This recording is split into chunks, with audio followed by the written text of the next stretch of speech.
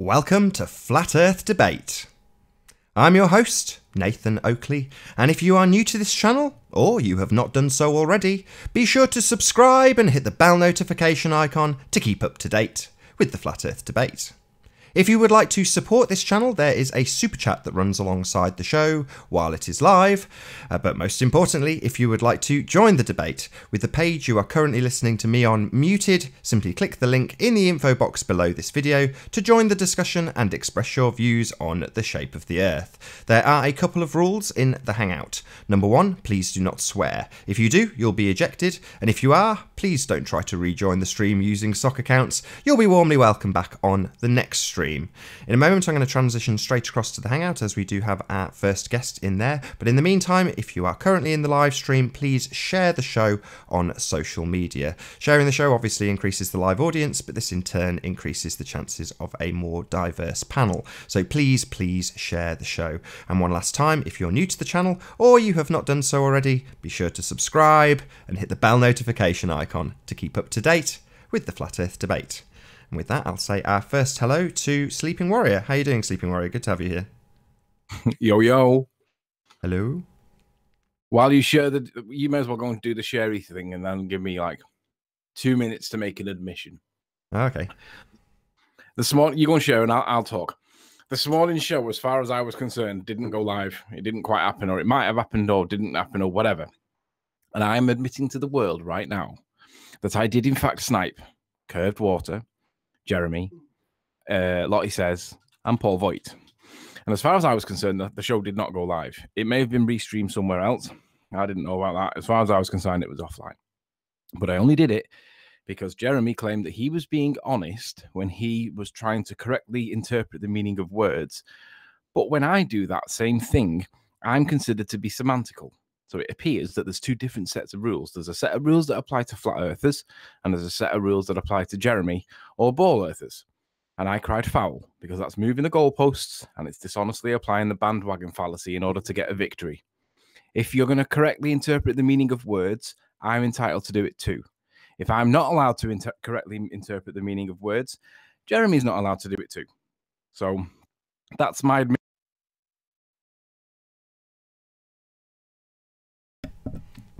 Hi, Sniper on deck. Good to have you here. Good start to the show. You gotta laugh. Interesting. So there's my admission. I've atoned for my sins. But as far as I was concerned, it wasn't even live, even though I think John Watson did restream it. As far as I was concerned, it wasn't even live. So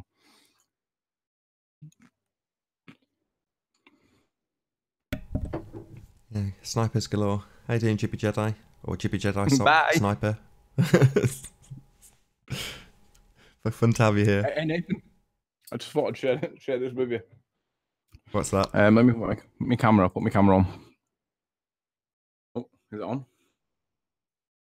Oh. Nope, just a red screen. It's because it's selected the wrong camera. Hang on. If I've got an ice cream in my hand, Jeremy, how many ice creams have I got in my hand? I have an ice cream in my hand, so the answer is 1. But if I don't have any ice creams in my hand, and Nathan doesn't have any ice creams in his hand, the answer is 0. But on this occasion, I do have an ice cream in my hand, so therefore the answer would be 1. Difference between if and real world. Yep, diabetes. Get in my belly. Very real world problem. Yeah, first world problems as well. Did you hear about the car park that went on fire at the Liverpool Echo Arena in Liverpool? Nope, I don't have a TV. I don't watch news. It was on New Year's Eve, and it was somewhere between 1,200 and 1,400 cars. Every single car inside the car park got destroyed because a very old Land Rover Defender for some reason burst into flames. Don't know exactly the ins and outs of it, but all the cars were destroyed. Car park didn't have a sprinkler system, even though it was a brand new car park. Apparently, there's no rules that require them to have sprinkler systems because there's no threat to life, apparently, even though there was animals in cars that people had stupidly left dogs and cats in cars and stuff. Anyway, every car got destroyed, like 1,200 cars. And they're arguing over who should be, which insurance company should pay out. Should it be the Land Rover Defender, which was like the really old farmers agricultural style one? Should the insurance company of that one car pay for everybody's because he started the fire, or should everybody claim on themselves because it is actually an accident? And they're all arguing over the ins and outs of it. It's great. I don't know if they still do that. Fire and theft only. Do you remember that? Yeah, third party fire and theft. Exactly.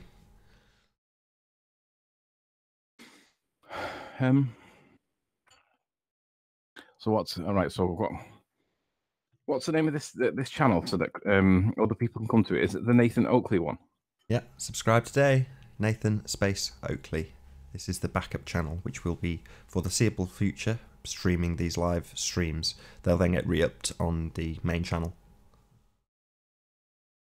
I've not been sniped, Nath. No? I haven't been sniped. Muted you. Slow start. I wonder why that might be. Joined by Arwin or Arwin Sniper. How you doing? Arwin Sniper. Arwin Sniper it was. Was.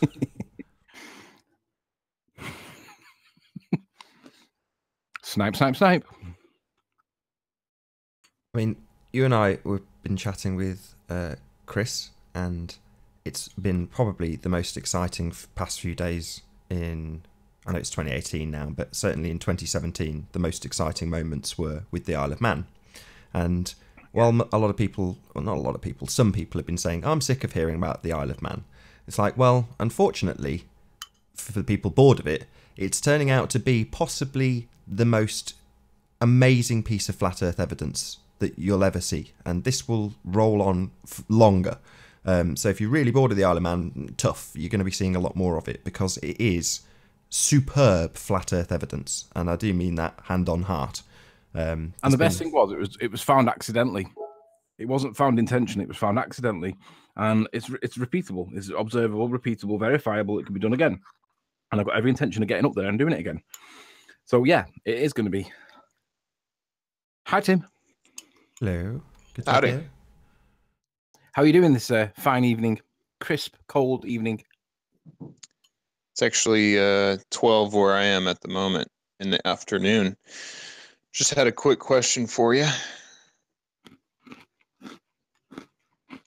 I heard the other day you talking about the double slit experiment.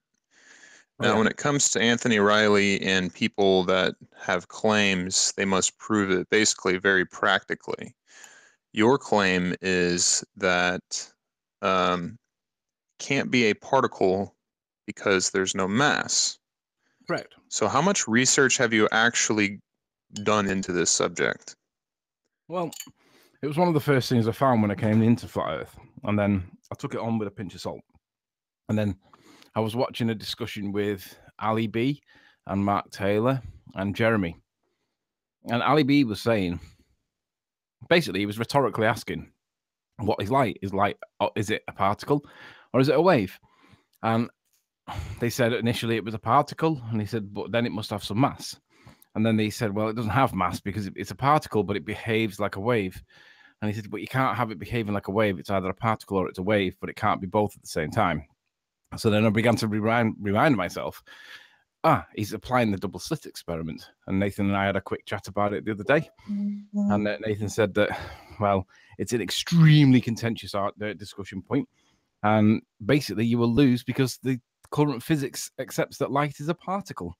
If that's the correct recollection of Nathan's words, and I'm sure he won't mind me quoting him. But on the other hand, it behaves like a wave. So it appears to be completely contradictory. So I wanted an update from Nathan. What is the current position? And it is a particle, but it has no mass. So it's not really a particle. So really, I'm in a state of confusion. So I'm curious to know what is your current position as well, Tim. Is light a particle? Is it a wave? Or is it some kind of something else? It actually really doesn't matter to me because I do understand that it's a theory either way. But the problem is that what I think is going on here is that you and others in the conspiracy realm are basically anti-mainstream. Can just go with anything that's anti-mainstream. So what you said was, unfortunately, when you look into the double slit experiment, it proves that it's not a particle. And basically, I'm just wondering, do you know what a photon is? I know what it's told. I know what they tell me a photon is. Okay. ADMP Mars, So good do to have they you. say that a photon has no mass? A photon has no mass. Zero Sorry mass. to interrupt, guys. I know Even you're when actually it's particle traveling. physics, but I just Correct. want to say a It quick has hello no to mass. Pete. Sorry. How you doing, Pete?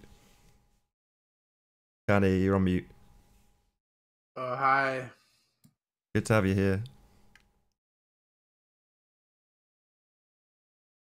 So what have you done to prove anything about this experiment? And why do you accept it as truth? Well, it wasn't a case of accepting it as truth. It was more a case of pointing out the contradiction over light being a particle that I was observing, pointing out, because light is claimed to be traveling in straight lines when it comes to refraction. Or sorry, light appears to be traveling in straight lines when it comes to eclipses, solar eclipses and stuff. But when it comes to refraction, it's all over the place. It curves all over the Earth. So all down, always down, but no straight lines, no bending up. So my point, I was reconsidering the light discussion after Ali B's discussion with Mark Taylor and co. And it dawned on me that every time I've had the conversation with refraction, they always seem to start with the line, do we agree that light travels in straight lines? And I'm thinking, So it was more a case of refamiliarizing myself with what the current science is with regards to what light actually is. And as far as I'm aware, it's a particle, yet it has no mass. It behaves like a wave, and really it's more confusing than anything. However, there is the double slit experiment, which was performed by a particular guy, and he showed that the wave, what did he call it now? The something wave theory. He proved that the something wave theory is actually a thing, meaning that light fits comfortably into this juxtaposition where it's neither a particle nor a wave, but it behaves like a wave and a particle depending on what position you take from it. And if you watch it observantly, it changes its behavior because your eyes seem to be some kind of electromagnetic sensor that affects the way that the light works, which I find crazy. But what it seems to be the case is that it just confuses people more than it does correct people. So if you know something that we don't know on the flat Earth side, Tim, feel free, educate us. Does a particle have to have mass? Is it Yes. intrinsically inside of the... Okay. So does a photon have to have mass? Yes. If it's a particle, yes. Okay. Now, my next set of questions would be the Cavendish experiment. I can also bring up what was said the other day, but I'm sure you can just go ahead and talk about it. So have you guys ever tried to replicate the Cavendish experiment? I've tried to do it, but I'm unable to get a significant enough weight suspended from a supporting point for it to be working. I've never managed to get it working, and any movement I've had, it's because the dog runs past it or something. And then it dawned on me that you need serious equipment, and I don't have the equipment. So it was Riley's failure for the Cavendish experiment, I'm afraid. I failed to get a credible experiment that I could persuade myself.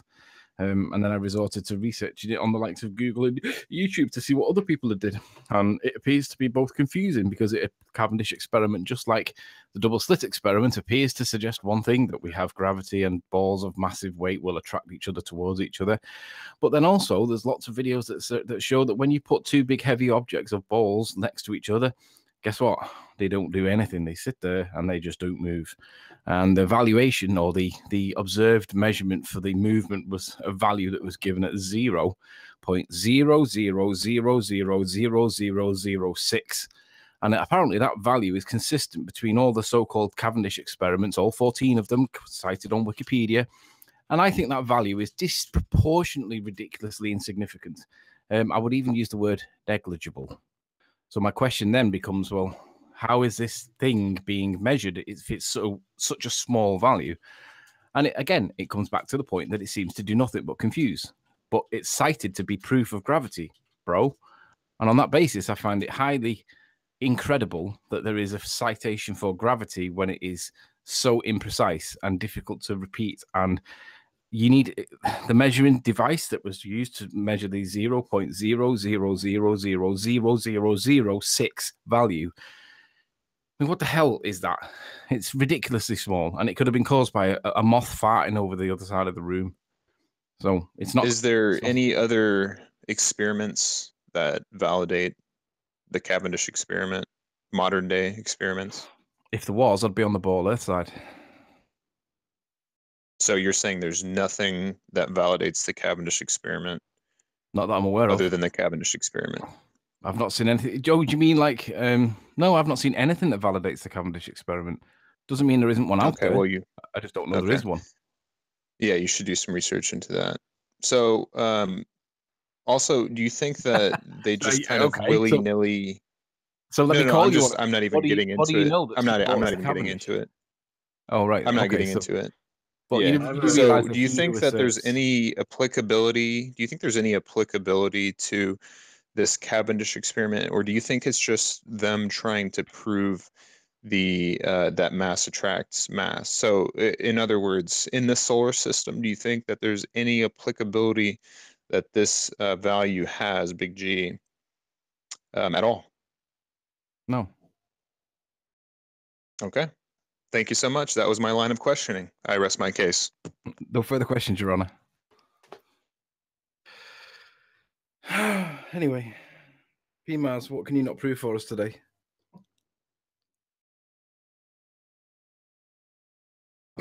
I have the Cavendish experiment on my channel.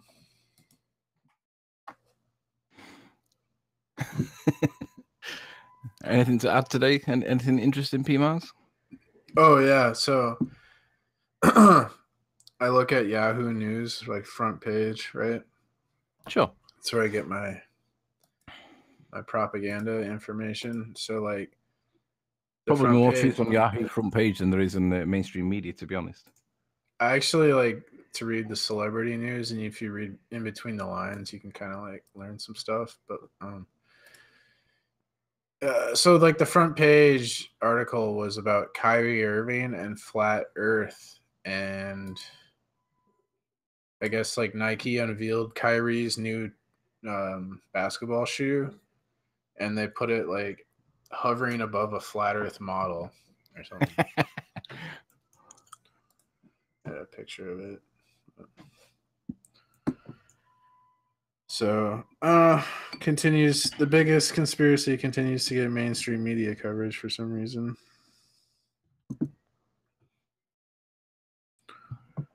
Maybe people are waking up. Maybe it's a representation of people realizing that we don't appear to be able to provide any credible, observable, repeatable, verifiable evidence of curvature, axial rotation, or gravity. That's about it, really. I mean, how much further can it go? Then three elements are the fundamental principal core values of the ball Earth model in which we live. So far, I've not seen any evidence that's persuasive that we are actually spinning, orbiting anything, having some kind of magic force that we can't observe. I'm not seeing any of that. I see there's a lot of claims being made by science, and when you try and validate them, you need crazy amounts of equipment to measure stuff that's as imprecise as or insignificant or even negligible of a value that's claimed to be 0.000000006. I mean, that's minute. It goes beyond negligible. It's so far beyond negligible, it becomes micro surgery and kind of thing. Anyway.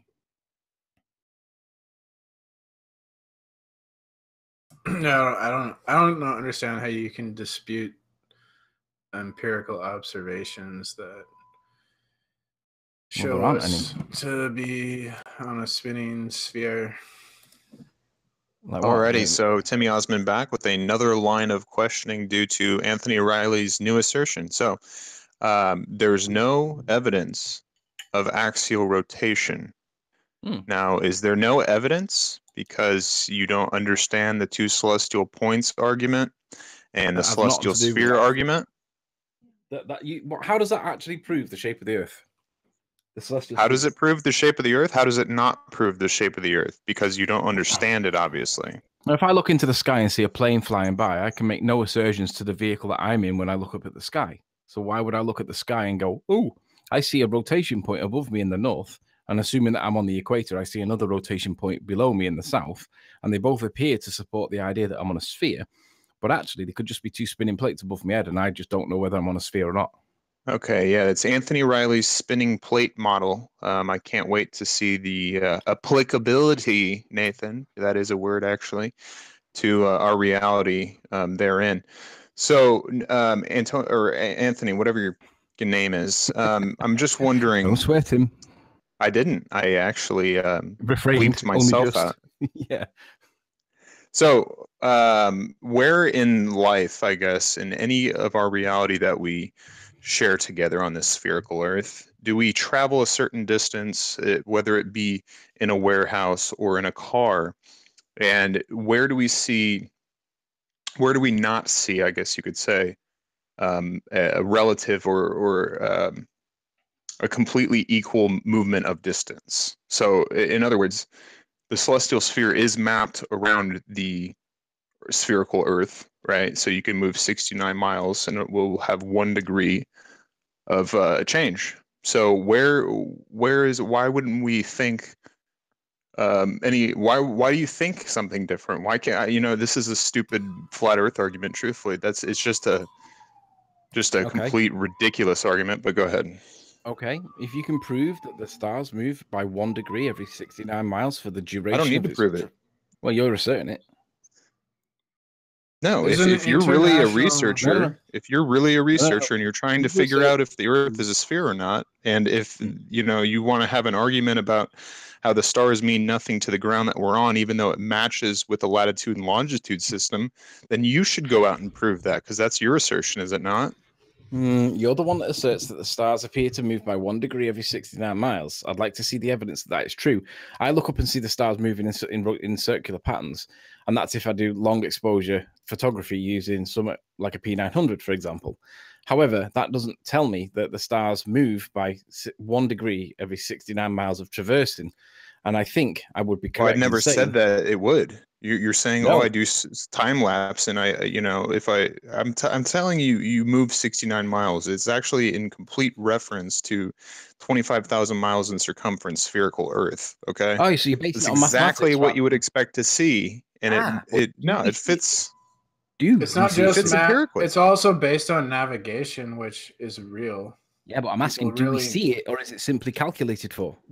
We really navigate based off the calculations and the navigation. Prove me wrong. Prove astronomy wrong, Riley. This is set in stone, because You're the one that stars claims really. that there's 1 degree of movement. No. I came 69 miles. on first of all, Anthony, and asked you about there being no evidence of axial rotation, and then I said the star trails, obviously there being 2 celestial points, and you bring up, how does that prove the shape of the Earth? Yes. Okay, so we had to go into that little tangent, but what I just said was, wouldn't that be evidence of axial rotation? Doesn't matter if it's geocentric or heliocentric. How not? How not? If you were lay on the top of a Chinook helicopter and you were sat in between the 2 blades spinning, and you looked up to one corner and down to the other corner, you would see 2 rotation points, and you lay on the top of a Chinook. That does not mean that you're on top of a ball. How would you tell that has nothing to do? That has nothing to do with what empirically it means to have 2 celestial points. When you're facing south and in the southern hemisphere, you can see the southern crux, or sigma octantis, somewhat near it, octans. Now, when you're in the northern hemisphere and looking north and high enough in latitude, you can look north and see Polaris. That has nothing to do with a Chinook, has nothing to do with plates in the sky. The point is that it works on a spherical model. Not only that, it works in conjunction with the latitude and longitude system. So if we were trying to debunk the spherical model, we need to go out and disprove it. Okay, and I've asked you to prove that we move 1 degree every 69 I'm not going miles. to prove things to Anthony Riley. Okay, I'm not I can here also to prove things to Anthony Riley. Well, you're asserting, and you're the one claiming that 69 miles we get 1 degree. I'm asking you to prove that point, because I don't believe it's true. I'm a flat earther and I'm dumb. However, I'm entitled to ask for evidence to make assertions to be proved.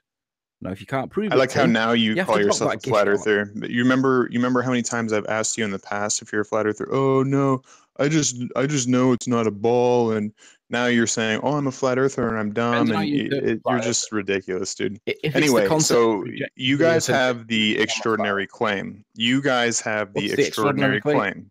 What's that? that the Earth is flat because No, of my one claim is that the Earth's observation not a from Isle ball of Man. of 24,970 miles. I don't assert that the Earth's So flat because I can't prove it. And when I've there are openly millions spoken of about it many people, times.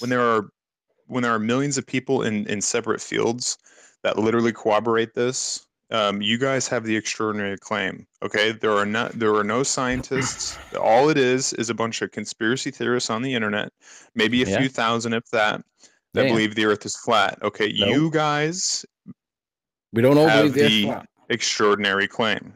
I'm not against the idea that the Earth could be geocentric, but if it is, it's the size of Jupiter. I've said that many times. I have not changed my position. I realize that we cannot prove it's flat because we cannot see all the way down to the beach, if want to phrase Alex better than this.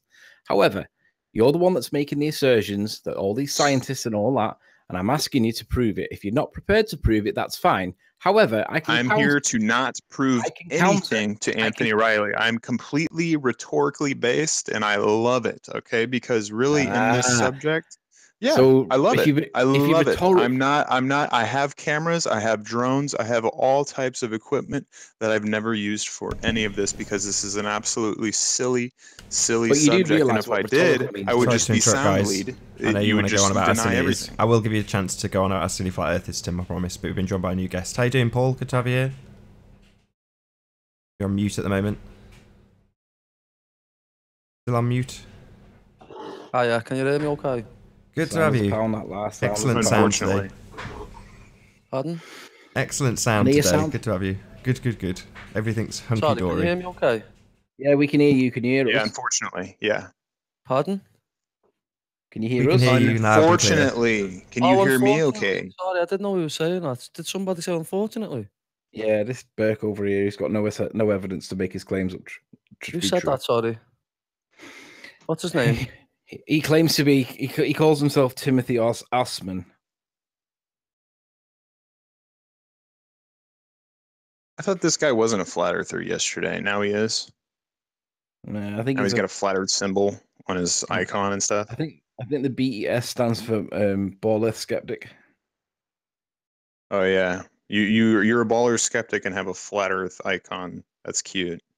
Yeah, I'm a ball earth skeptic. You guys are a dime a dozen. Seriously, you guys are a freaking dime a dozen. Oh, I'm just questioning the globe, and I'm not a flat earther, you said man. That you didn't have any. You only had rhetorical questions. Do you understand what rhetorical? I didn't means? say I have rhetorical questions. I said I'm completely rhetorically based. Do you understand the difference? Do you understand what rhetorical means? Do you understand the difference? Yes, rhetorically based. I'm asking you. Do you understand what rhetorical means, Tim? No, I have no idea. I just say things I have no idea, no clue about. Yeah, but if you're saying assertions and then refusing to provide evidence, that's not being rhetorically based. That's called full of shit. Then what is it? Oh, okay. That's making assertions and we can't cuss on this unless you're Anthony Riley. He can cuss as much as he'd like because you guys are butt buddies, I guess. You and Nate. Somebody swear? I didn't hear any swearing. Did somebody swear? Yeah, I just said you were full his name's Anthony Riley. I did say you were full of shit. Oh, there's twice. Yeah, I apologize if that's considered swearing. Now 3 times. I apologize if it's considered swearing, but it's not being rhetorical, is it, Tim? A rhetorical position would be...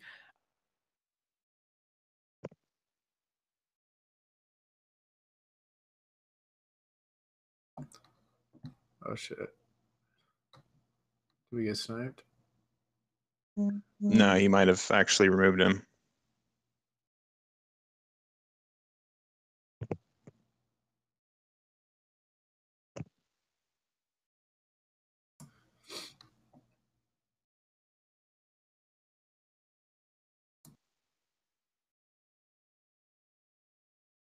I think Nathan's gone. No, I'm still here. Oh, okay. Did you remove him then? No, I didn't remove him. There's an International Association of Geodesy, which like maps the Earth reference to the celestial references. By the way.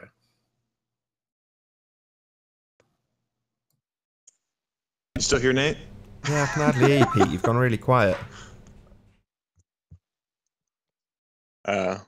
See, in this whole conversation, I don't feel it necessary for me to back up any of my claims because my claims actually are corroborated with empirical natural science that people like Dell continue to go on and on about, which really is just his version of it. So what I did at the very beginning was look into what they were saying, what they were telling us, and then go out and test it myself. And anybody can do this. So what I bring is the science that they're telling us, and it's actually true. Okay, when it comes to the Big Bang, when it comes to all this other stuff that can be questionable space time, all this stuff, it's a complete red herring to the objective shape of the Earth. Okay, there are only few observations we can make here on Earth to determine the shape of the Earth, and a lot of it comes down to logical inference. But I've said them all ad nauseum now, and I don't need to prove anything to anyone. We'll see Anthony Riley when he can't even prove the shape of the Earth to himself. Considering he wants to, maybe it's just plates above my head, or maybe it's a Chinook helicopter. It's like, no, dude, if you were honest with yourself, you would understand the point that based on your latitude and longitude, you'll see certain stars. And that fits exactly with what astronomers tell us, with what has been figured out by the ancients for a long time. Okay. It's not just me, Timmy Osmond, saying it.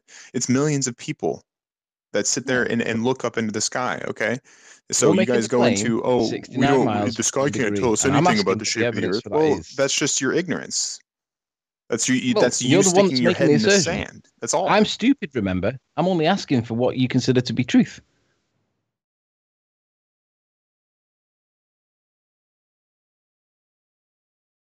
So, like I said, I'm not going to prove anything to Riley. Anything that I say, people can go out and look into the sky or do themselves. Okay, because I'm knowledgeable at the subject, and I like to talk about the subject. I love logic and reasoning, so that's why that's an acceptable level of evidence, come on and talk. Logic and reason. You sound like Brenda, Tim. What do you mean? I studied the trivium as a kid. Logic and reason doesn't prove anything about the shape of the Earth. I never said it did. Why are you putting me into a straw man? I'm reciting the words that you said about 10 seconds ago. Well, logic and reasoning doesn't prove anything about the shape of the Earth. Okay, Riley, thank you. Okay. Yeah. Very good. So why would you be loving logic and reason but have no evidence for anything that you say? You're not going to provide it. Well, what value is there? Are you going to prove the shape of the Earth without logic and reasoning, Riley? Absolutely. We're going to determine the shape of the Earth with evidence, Tim. Logic and reason bears no place. It might do in the explanation, but it doesn't. So you're going to prove the shape of the Earth without logic and reasoning? Is that what you're saying? Absolutely. No logic whatsoever. All right, you heard it here first, folks. Evidence. Anthony Riley's going to prove the shape of the Earth without logic and reasoning. Very good. Absolutely. Right. I would not apply logic and reason on something significant. Be it who did the murder. Let's apply logic and reason. Forget weapons, forget blood splatter analysis, forget DNA. Let's just apply logic and reason. I don't like Tim Osmond. You'll be logical and reasonable to be the one that was sniping everybody. Let's put you down for the murder. There you go. Logic and reason. You have absolutely no credibility to even flat earthers. What makes you think you have? Most flat earthers don't like you, and for good reason. You're a piece of garbage. You're intellectually dishonest. You put out fail information. You have. You put out biased information. You put out. But you cherry pick your observations. I put my neck on the line, don't I? All you're prepared to show is your ankles and your toes. 8 months, 10 months that you've been out here. Yeah. You have like 5 observations. Okay, the rest have been shoved to the side because they show curvature. Kind of person, but in reality, you had nothing. I have the truth. The truth is that we stand on a spherical Earth. No matter how much kicking and screaming or tantrums you guys do, it doesn't matter. You guys are the fools at the end of the day, chasing your tails. It's a fool's errand. I don't mind being a fool. So good job. I don't mind being a fool. I just discuss what we can prove. I don't see any problem. I know you don't mind being a fool because you are one. You are one. You're going to prove the shape of the Earth without logic and reasoning. Well done. Well done. Because that's what proof is. You need evidence, Tim. And when we see evidence to support a supposition, it makes sense, and then we can accept it. Oh, you talk so much garbage, You're not going to produce any evidence. You're just in a state of rhetorical positioning, then tactically that makes you a weak opponent. No, you're a moron. Evidence to back up your claims. You're an absolute Otherwise, you add nothing to the debate, Timothy. You're an absolute moron. Okay? Yeah. But at least I'm a moron with some evidence, Tim. I'd rather be a moron with evidence than a sheep with none. Okay, well, that's your opinion. It's your subjective opinion towards Yeah. Timothy Osman, but I don't agree with you. So we both have our Thank you. opinions at the end of the day, don't we? That's okay. We all have an opinion, and it's just like bottom holes. We all have one. Great. Are you done? Hello. Are you? Hi, Waiting for Nathan. you- Waiting for you to shut the door on the way out, Tim. Hi, Paul. How are you today? Can you hear me again now? Yeah, loud and clear, mate. I don't know what happened then. I was trying to speak, but then it just cut off.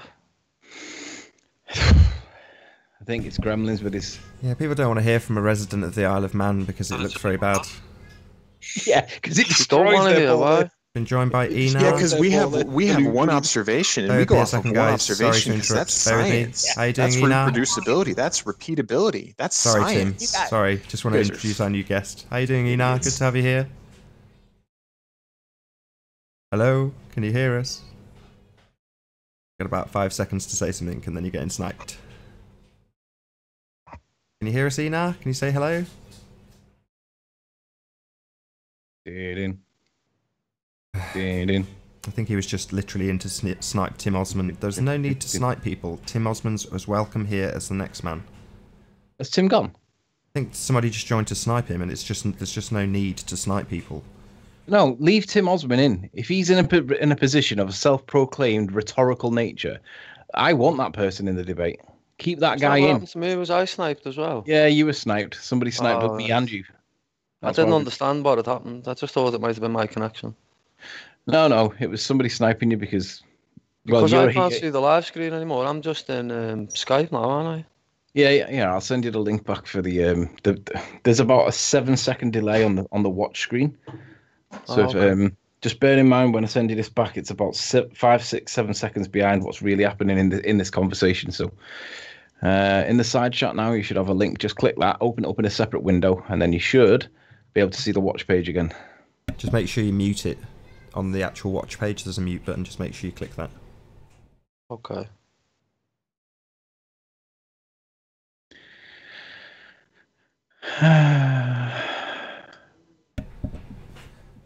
I suppose I could do a link, as we've got a little natural gap in the conversation. I'll turn you guys down for a second. Feel free to chat amongst yourselves. This is the bit where he's doing the link. So, if you are new to this channel, or you have not done so already, be sure to subscribe and hit the bell notification icon to keep up to date with the Flat Earth debate. If you would like to support this channel, there is a super chat that runs alongside the show while it is live. But most importantly, if you would like to join the debate to express your views on the shape of the Earth, simply mute the page you are currently watching, then click on the link in the info box below this video. There are a couple of rules in the Hangout. Number 1, please do not swear. If you do, you'll be ejected. And if you are, please don't try to rejoin the show using sock accounts. You'll be warmly welcome back on the next stream.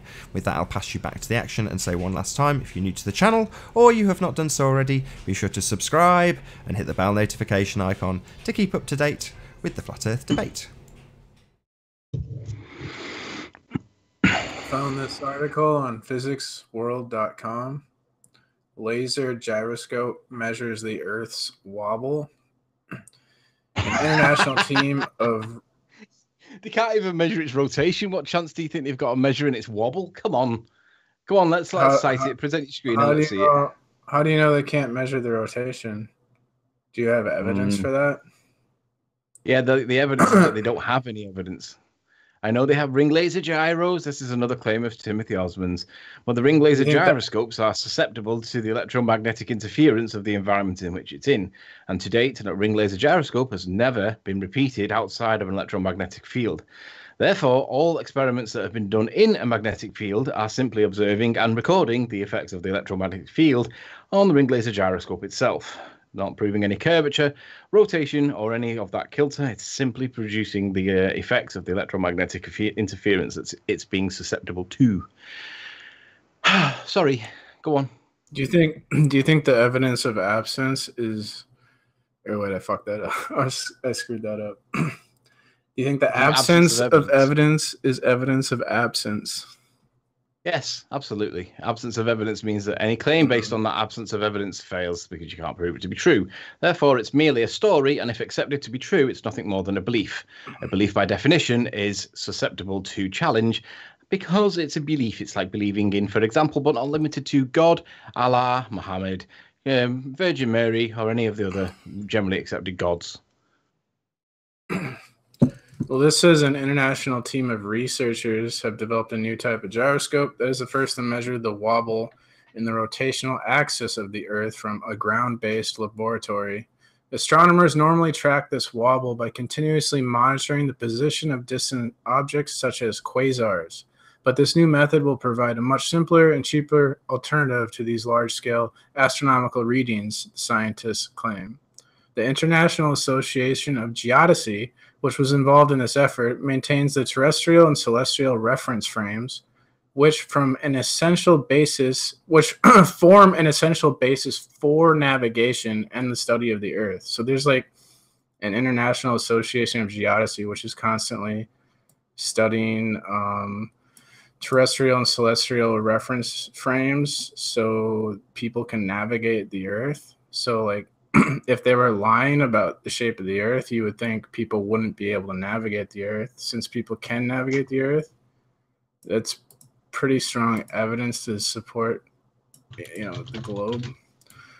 The terrestrial reference frame is relevant to an observer on the Earth's surface. For example, it describes why the sun appears to be rising and setting every day when we know that it is the Earth itself that rotates. The celestial reference frame, based at the center of the solar system, is calculated using 212 distant astronomical bodies such as quasars, and it is used to determine the position of all the planets, including the Earth. Big shout out to Fanny Lancer for the super chat. Thanks a million. They're constantly like mapping out the celestial sphere to the Earth, and just like Tim was saying, like definitely not flat.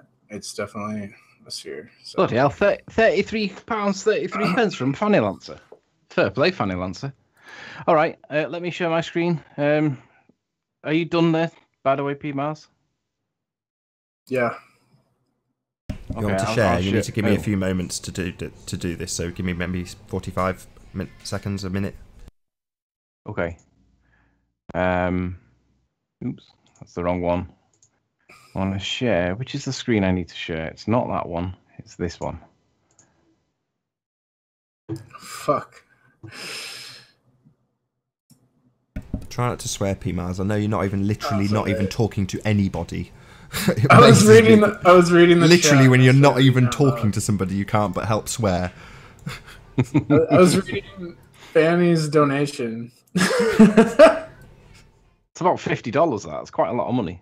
Fair play, Fanny. Amazing. Lancer. I was timing him out yesterday for spamming, and today he's giving me a super chat donation. Amazing. Thank you very much, Fanny Lancer. Really appreciate it. Okay. With a bit of luck, can I just get a confirmation from P. Mars that you can see what's on screen? Yeah, I can see it. Brilliant. All right, here's a website telling us about Godzilla. Godzilla is a character that first appeared in Ishiro Honda's 1954 film Godzilla and became a worldwide pop culture icon, appearing in media, including 29 films. Somebody that's done all these films, Godzilla is fantastic, right? So if you're saying that the axial rotation exists, I'm claiming that Godzilla exists. And here's the evidence. I agree. That's that then. We have a tilt of the Earth, and we have Godzilla. Thanks, Nathan. Have you not seen a Godzilla movie? They're pretty good. Yeah, they are. Does it prove he exists? Is real? Sure. How would they make a movie if Godzilla didn't exist? Exactly. How could you even think of the name Godzilla if it didn't exist? There's a guy dressed up in a suit, right? And that's Godzilla. And he's on a movie set. And you just proved it existed. No, Godzilla's real. Wikipedia article. Godzilla's real. What are you talking about, man? He is. Yeah. He's a real guy dressed up in a rubber suit on a movie set. I'm just going to search Wikipedia for the Loch Ness Monster. I'm not sure if he's real. Let me see if Loch Ness Monster exists. That's real too. Loch Ness Monster, yep, definitely according to according to Wikipedia, Loch Ness Monster is also a real thing. Oh no, You know the guy. It says the Loch Ness Monster, or Nessie, is an aquatic being which reputedly inhabits Loch Ness in the Scottish Highlands. It is similar to other supposed lake monsters in Scotland and elsewhere, often described as being large in size with a long neck and one or more humps protruding from the water. Popular interest, yeah, Loch Ness Monster exists as well, it would appear. Been joined Yeah, by you know Mark the guy. Taylor. How you doing, Mark? Good to have you here. Yo, what's up, Nathan? Sky, Oh, Mark. sun, moon, How are you doing usual today, Mark? stuff. Hi, Mark. How are you doing today, Mark? Hold on, can you all shut up Right. while Mark talks, just so I can get his mic same as everyone else's? Say just a couple more words, Mark. Yeah, Riley's a fat mong. Riley's a fat mong. That's not very nice. Come on, play How are you nice. doing, Mark Taylor? Well, you didn't ask me to say anything nice, you just asked me to say a few words. We've also been joined by Epistemology I'll for come Truth. into- How you anyway, doing, I'll come into- Epistemology? That's fair enough, Hold on, actually. don't start round just yet. Hold on.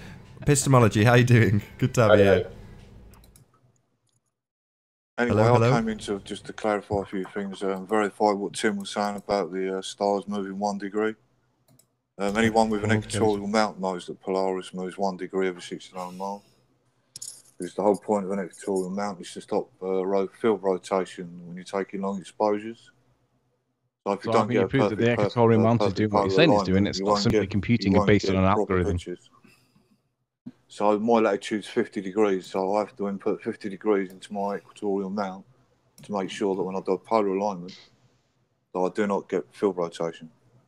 Anyone Yeah, but on Mark- any other latitude can verify what latitude that they put into their equatorial mount to position Yeah. Polaris perfectly in their thing, and you'll find that it's 1 degree every 69 miles. So Well, when it's you quite use a easy to telescope, Mark, verify and that. Polaris, the sun But- disappears off over the horizon, and it's the end But of Mark, our have day. you considered Godzilla isn't real? You ever think about that? No, I didn't think No, but no, thanks for Godzilla bringing and that to my Loch Ness attention. are real. I can give that consideration. So, Mark, I when you learned see the about sun that. disappearing off over the sunset, and the perception is that it's going on the other side of the round, spherical, natured Earth, and you watch your equatorial mount telescope reset itself, and it goes round in a circle, round back to the point where it starts, ready for the next day, assuming that's how you've got it set up to do. If the telescope didn't go round and underneath on a ball shaped, and it went back the way that it came from the beginning of the day and reset like a windscreen wiper, would you still claim that it was resetting itself, subject to the movement of the sun, or would you merely say it's resetting itself? So what are you trying to say? If I set my scope up to track the sun, Yeah. yeah. Well, if I set my scope up to track the sun, then it'd get to Yeah. a certain point on the horizon, because the Yeah. sun can't go below the horizon on the flat Earth, and it'd stay there until the sun come and started changing its degrees of arc again, wouldn't it? But that's Yeah, not what so how- happens. When you set your scope up to track the sun over a 24-hour Yeah. period, the scope will Yeah. go into the ground.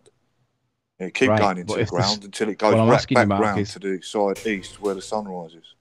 What I'm asking you is if the telescope resets itself and it did it laterally going round in a circle, or it did it It going back doesn't the way it reset just come itself. from? Doesn't the scope Yeah, I don't know, won't but reset it's not itself? tracking If the I sun, if is I it, if pick there's a no sun there? star in the sky and I tell my scope Yeah. to track that star, it will continuously track it for as long as the battery How runs can it- on the scope. If the but battery how can it lasts 24 track hours, something it will it can't see, continually track that star for 24 hours.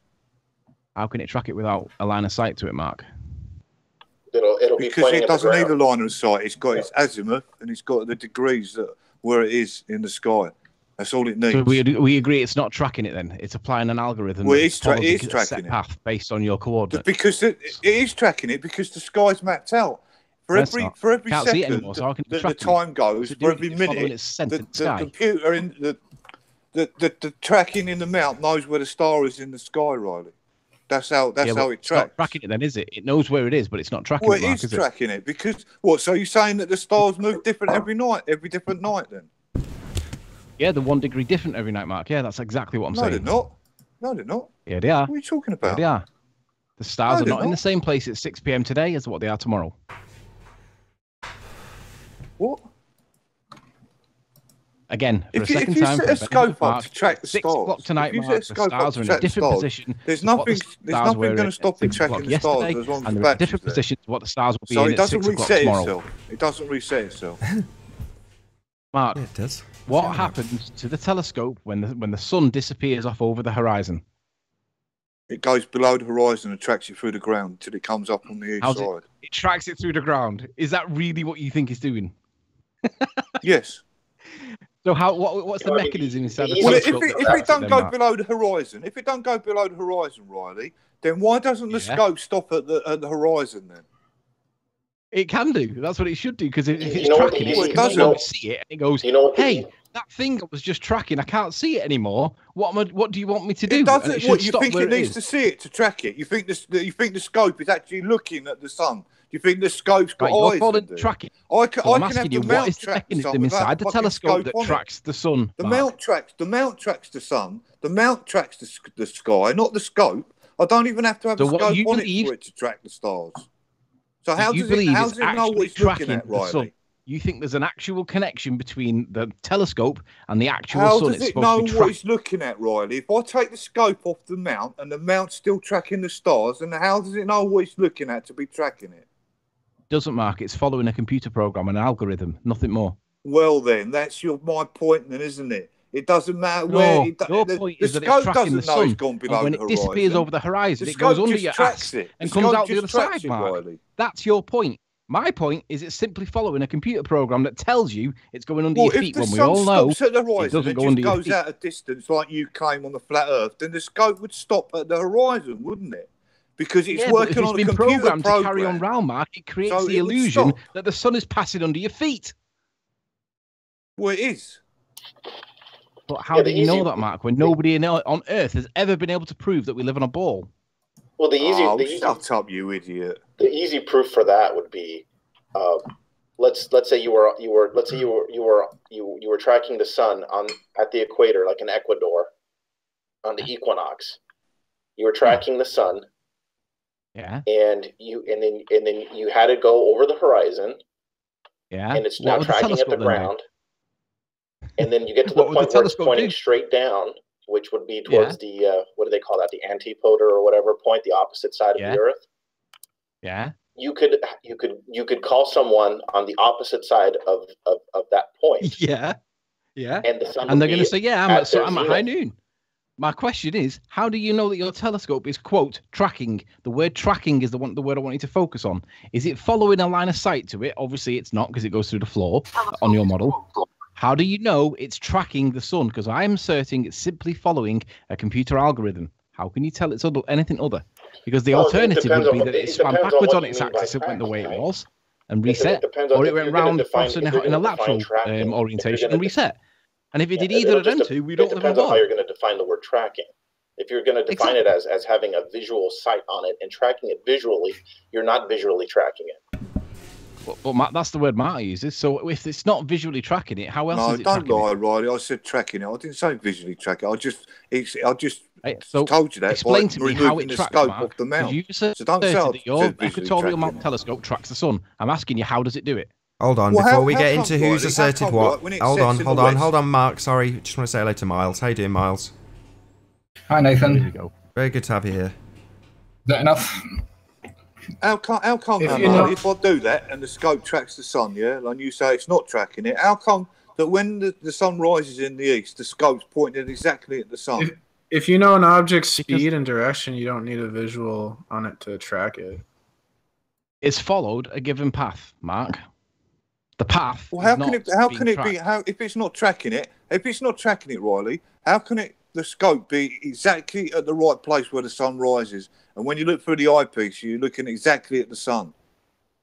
It's called an algorithm. If that Mark. You algorithm's program it wrong, in. like you claim Yeah, it is, we then know. how can that be? We know what the sun is going to do when it rises. We know where No, it's going to not me, rise the and where it's going to scope. I set don't because have it's to a touch pattern. the scope. Right. I can We walk know away from the scope. motion. We already know the motion, so we don't need to We don't need to visually track it to create a device that will always stay pointed on it. We know the motion, so we don't need to track it. So I'm asking you, how can you prove it's tracking the sun? Right, and the answer is if you're you can't. saying that the scope's just following an algorithm that you claim is wrong because the sun doesn't go below the horizon. No, I'm claiming you can't prove it's tracking when the sun. sun. Rises, your claim the was scope that your is telescope exactly tracks the sun. the sun. I'm asking you how you know that's to be true, and you can't prove it because we've just established it doesn't track it. Idiot. Oh, shit, I better leave. So how do you know it's tracking the sun, or is it simply following an algorithm?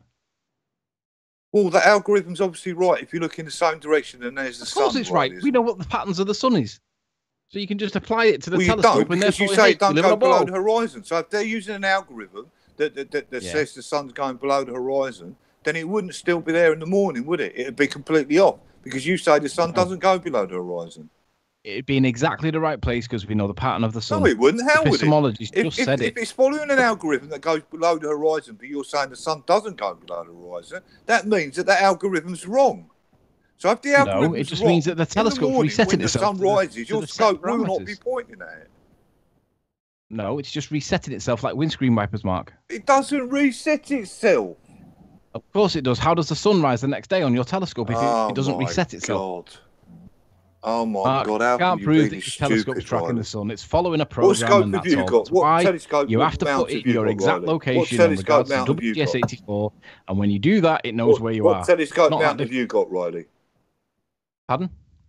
What telescope mount have you got? What's that got to do with anything? I would actually quite like to know what Mark's got. You claim to have knowledge of telescope mounts. Mark, you do have knowledge, though, don't you? So Mark, you no, Mark, hold on, Mark. Mark. We've had a conversation before, and my understanding is that you do have very good knowledge of telescopes and how to use them.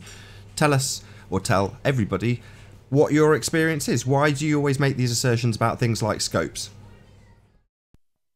Because he's clearly wrong. He's claiming knowledge of telescope mounts, which he has not got no knowledge of telescope mounts. No, I'm not claiming any knowledge. They do not reset this. I'm applying critical thinking to your assertion that a telescope is tracking the sun, and we know a telescope can't track the sun, Mark, because when it goes out of sight, the sun disappears. Continually track for 12 months, Nathan. It doesn't reset itself. It just will continually track. Mate, but you can't prove it's tracking it, can you? At all. What he's talking is utter rubbish. The reason I keep asking him what mount he's got, for someone to have knowledge about stuff, then they have either got to have that mount themselves, or they've at least got to have used one, which he clearly hasn't. So where's he getting his knowledge from? Somebody just applies logic and reason to the assertion that you're making and starts asking you to prove it.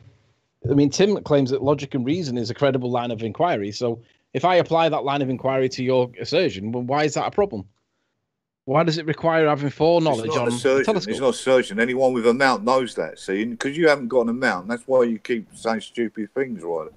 Oh, so you're happy that I've got a telescope, but you don't think I've got something to sit the telescope on? Here's the part that makes no sense, Anthony. We do acknowledge that the equatorial mount does perfect sidereal tracking. Yeah. Through the visible time when the object is within the visual field, right? When it's above the horizon, it does perfectly track that item from one horizon to the other, right? Let me rephrase based on my the principle of us being on a spinning Earth. I'm going to change my position because my last answer was wrong. It was to do with the last word you used, which was tracking. Right? We have tracking devices. We have eye trackers. We have trackers that work on like GPS coordinates and stuff like that. Them trackers are actively tracking your position and movement. But that type of system tracking, whatever system that you claim is in a telescope that tracks the sun, I claim doesn't exist. Now, I accept that it moves with regard to the sun accurately, but I don't accept that it tracks the sun because it doesn't. There's no mechanism for tracking it. Because if there was a mechanism for tracking it, it would stop at the horizon and then not know what to do. It's simply following. It's a matter of semantics, isn't it, Anthony? You seem to be mistaken what tracking means. Why would it stop at the horizon? You know what's so funny about your point there, Anthony, is it's actually defeating to the flat Earth, because what it tells us is that we can build a contraption that will accurately track an object based on its motion, not based on where it is visually. Because if it was visually tracking it, you wouldn't need to understand what the mechanics of its motion are. Right, because you're just visually tracking it. It doesn't matter what the mechanics. Here's how we can prove that it's not tracking it. But in this device, there is no actual. Here's how we can prove that it's not tracking it. We can put in its location as a different set of coordinates based on WGS. Something that's nonsense. Here's how we can prove that it's not tracking it. We can put in different GPS coordinates for where it thinks that we are, and then guess what? It ain't going to track the sun. So how does that work if it is actually tracking the sun? Because GPS coordinates wouldn't make any difference then, would it?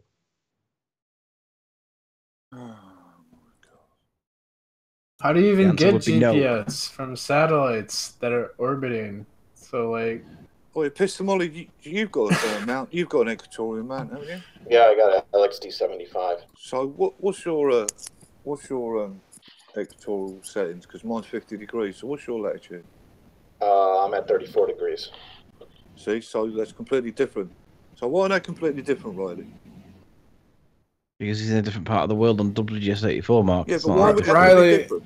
If it didn't drop 1 degree every 69 miles, like we're claiming, why would it have to be different? What has the dropping of 1 degree every 69 miles got to do with this conversation? Absolutely nothing. It's a red herring. It's impossible on a flat plane. The math for that only works on. It'll be ridiculous. Of course, it's possible. No, it's not. Go ahead, draw it out. We can still have a celestial sphere over a flat plane. Draw it out on a piece of paper. And given that nobody's produced evidence to prove that it does move by 1 degree every 69 miles, you could enter Wolfie's competition and win yourself a drone. See, this is what's so annoying, Riley. You've got no confidence in these things you're talking about. You say stupid things like it's not checking it because it resets itself. When it doesn't reset itself. It's got no visual way to track it. That's exactly what it does. It tracks it because the stars and the sun and all the positions of the stars have been known for centuries. All right. So, do you remember how gyroscopes are claimed to correct for the curvature of the Earth when they're in a plane, and then when you strip them down and you find that there is no mechanism whatsoever to correct for the curvature of the Earth? Then I asked the question, what mechanism is inside the telescope mount that tracks the sun that it cannot see? What is the tracking device that it uses? It doesn't need to see it, right? Yeah, it basically, what it really does is it's got basically, it has a mechanical layout that matches the motion of the objects, of the celestial objects, based on the fact that we're on a sphere. And that these objects... We are coming up on 1 hour left on this live stream. If you're new to the channel or you have not done so already, be sure to subscribe and hit the bell notification icon to keep up to date with the Flat Earth debate. If you would like to support this channel, there is a super chat that runs alongside the show while it is live, but most importantly, if you would like to join the panel to express your views on the shape of the Earth, simply mute the page you are currently watching, then click the link below this video. If you do join the Hangout, there are a couple of rules. Number 1, please don't swear. If you do, you'll be ejected, and if you are, please do not try to rejoin the stream using sock accounts. No spam in the chat, please. And with that, I'll say one last time, if you're new to the channel or you have not done so already, be sure to subscribe to keep up to date with the Flat Earth debate. Anthony's right. The mount is just following an algorithm. But the point is that algorithm is based on the Earth being a sphere and the sun, the Earth orbiting the sun and rotating on its axis. There's no algorithm that will work that's based on a flat Earth. It could be based on any shape object. As long as it's following an algorithm, it could be on a curly whirly and it would follow the algorithm. The algorithm does not denote whether it's a presupposition or otherwise anything to do with the shape. It's known patterns and it follows the patterns that it knows. Is designed around the fact that we're on a spherical Earth. Right. Right. If I get a handkerchief and I lay a handkerchief over any shaped object, so long as the handkerchief is in touch with that contact, in touch with that object at all points, and it doesn't overlap anywhere, you could tell that handkerchief, as it's an overlay, you could tell that handkerchief it's over any shape object, but so long as the handkerchief is mapped correctly, you will believe that you're on any shape that you want. It could be flat, it could be donut shape, well, maybe not a donut shape, but as long as that handkerchief, in other words, WGS84, as long as that's laid over the object, then it doesn't matter what you're on. The algorithm will always work. Any object in the sky shifts 1 degree every 69 miles that you travel north or south. That cannot happen on a flat plane. Do the math on it. I can draw it out. I already did. I have a thing on my Google Right, and do you know what I got told as well? Cara told epistemology. Cara told me that a vernal equinox would always rise due east and set due west directly on a equinox. And guess what? When she modelled it on Celestia, it didn't do it. When I pointed it out to her, she simply dismissed it, did not address it, and her own assertion claimed. Failed. I don't know the details of that particular interaction with Kara. but that's irrelevant to the fact that it does rise east and west everywhere on the Earth. She claimed that on the How many equinox that degrees the off sun of would east was it, always Riley? Rise east and rise set directly. due west for everyone on the Earth on the equinox, I mean to say. How many Yeah, degrees off of and east was when it, she modelled Riley? it on her model, it didn't do it. How many degrees off of east was it, Riley? Well, it doesn't matter. 1 degree on Celestia is a lot by the time that light gets to and from the sun. It does. No, it doesn't, Mark. And you Her claim claim- was that it and- rises and and Riley, sets you claim, directly, right, that and it didn't do you've it. got Riley, is your claim? I heard you say a little while ago that you said there's no evidence for axial rotation, didn't you? Yeah, there's no evidence for axial. There's no evidence that proves axial rotation. Correct. All right, can I just read this to everyone? It's a quote from Anthony Riley's Facebook page. It says, "Serious question, only aimed at flat earthers, no ball earthers, please. We live on a plane. Why do the stars strongly support a polar axis up top and down below? We see Polaris and time-lapse shows concentric circles, but we see the same from the south, just with a pole star. This strongly supports axial rotation and therefore ball earth. It's the biggest proof of the ball I've ever found. It's also the only one I've found, but intelligent replies only, please." So why are you acknowledging axial rotation there and denying it here, Riley? Mark, how many intelligent replies were there in that comment? Riley, answer the question. Why are you denying it here, but you accept it there? I am. How many intelligent replies were there so on you that found request? evidence and you're denying the evidence now then? So just to clarify for the audience, you None. heard it here. Riley found For evidence the benefit of the actual audience, rotation, there was nobody but now on the he's Facebook denying the feed actual that gave that rotation. information. So once again, Riley's proven to be a liar. Wow.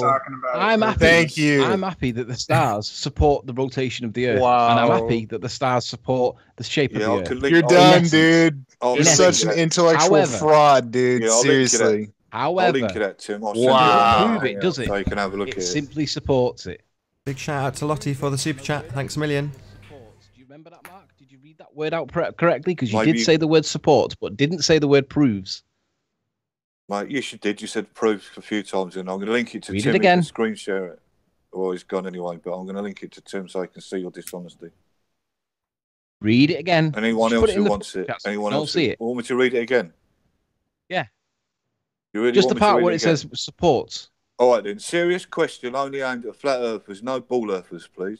If we live on a plane, why do the stars strongly support a polar axis up top and down below?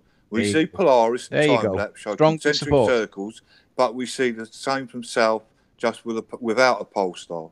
This strongly supports axial rotation and therefore There you ball go. earth. It's the biggest proof. Does. I It does. emphasise I the agree. word It proof. strongly supports The axial biggest rotation, proof for but it ball doesn't earth I've prove it, does found. it? It also the only one I've found, but intelligent replies only, please.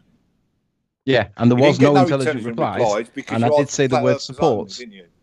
You asked for flat earthers only, and we all know flat earthers aren't intelligent. That's why you didn't get none. I also said it strongly supports, Mark, but notice I didn't say proves.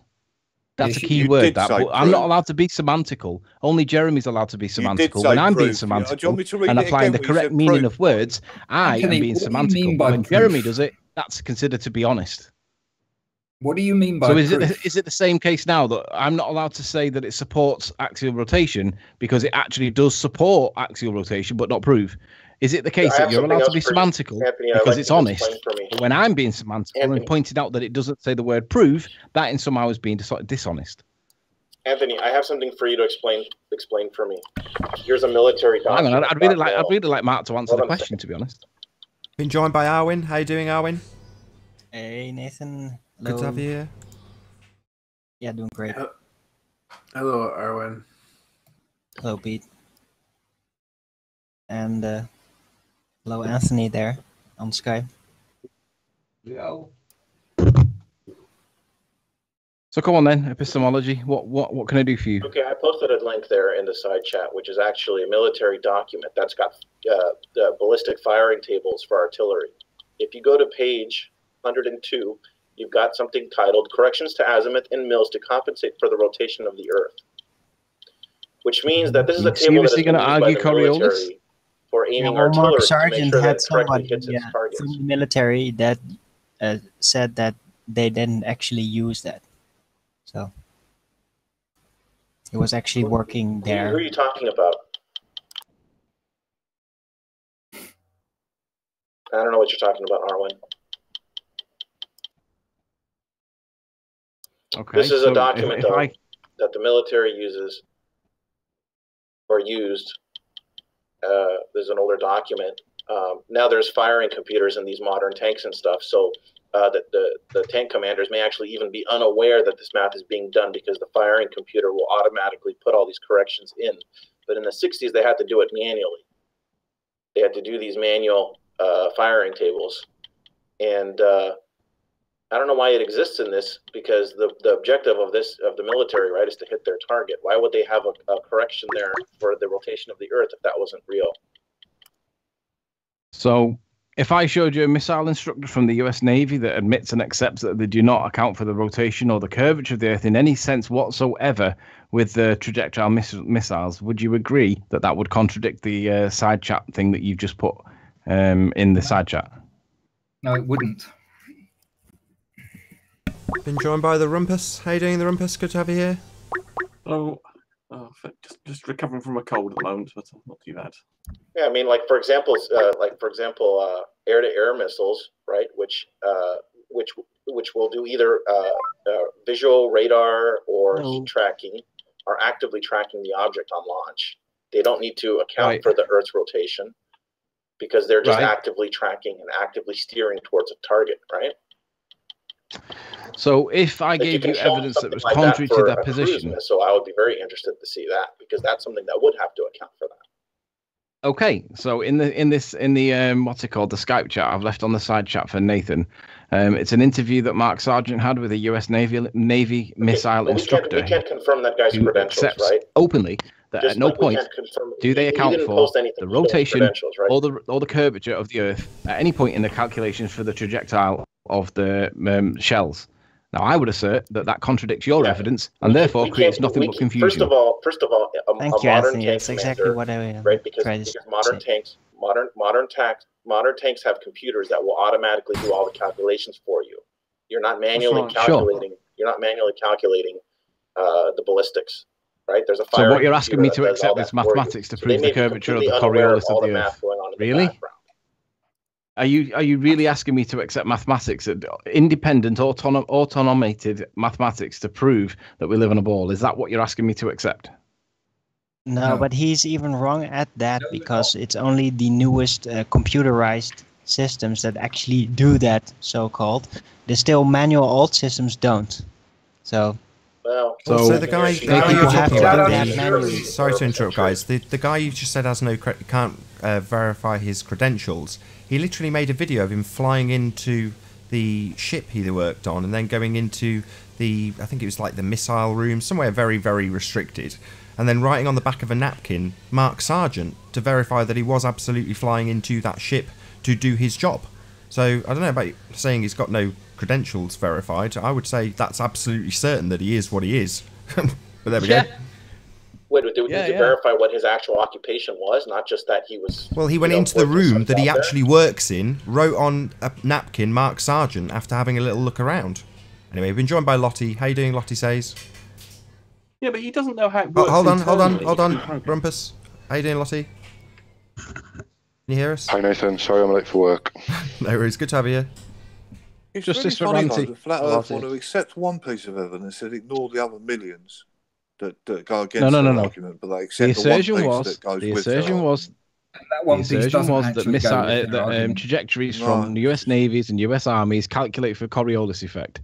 And I've just produced evidence that contradicts that, and it's a blatant contradiction. And I've asked, is it a contradiction or not? Absolutely not. All you've done is to say someone in a room doesn't do the calculations themselves because they've got a piece of software to do. All they do is they say, here's the target, point that the goddamn thing. The computer says, okay, I'll do the best I can. They press a button.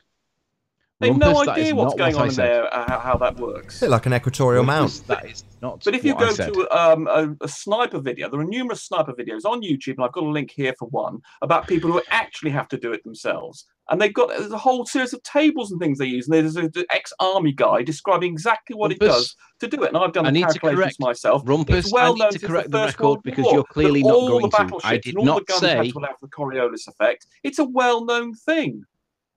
Rumpus, And it's I not did like an not say ectorial that the mount, maths were Nathan, being because people calculated built by the their own computer, ectorial therefore the mount, guy so did not need nonsense to do again, it. you don't know What what I you're said talking was, in direct contradiction to the claim that that epistemology made, that was weapons are now fired, taking into account the rotation of the Earth, I cited evidence that was directly contrasting from that position, and I'm suggesting that creates confusion. What evidence? What evidence? That you know someone in a ship. You know someone who knows someone who knows someone who knows. Well, no, I mean it's fine, but hit the guy. They've removed that calculation from what they have to do now. Just like when you're flying a Typhoon aircraft, you have a computer. How does that differ to the application of the ectorial mount for a telescope? So we're not talking about telescope. We're talking about Coriolis effect and snipers and things and firing shells, aren't we? It's the same principle with trajectory missiles these days. They're using computers to do all the calculations for you. Got nothing to do with this. I'm citing evidence that to shows also that remember, somebody that fires shells. Missiles are guided, powered objects. They're not following ballistic trajectories. Correct. Yeah. So therefore, it doesn't have anything to do with the rotation of the Earth if it's being guided by some kind of system. Hold on, we're talking about shells. I thought we were talking about shells and snipers. We're talking about shells. We're talking about artillery. We're not talking about artillery. missiles.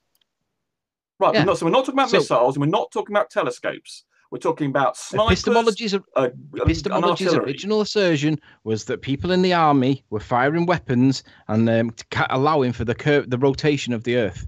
And I'm saying I've got evidence that contradicts that position because they're not. I specifically said cannons. If you're a sniper, you do have to do that. Sorry, epistemology, just clarify what you just said. I said cannons. I didn't just say weapons in general, right? I said all right. cannons. Well, I'm not sure we still use cannons. Hold on, Anthony. Let's hear him repeat it. Yeah, we still do. But there are different types.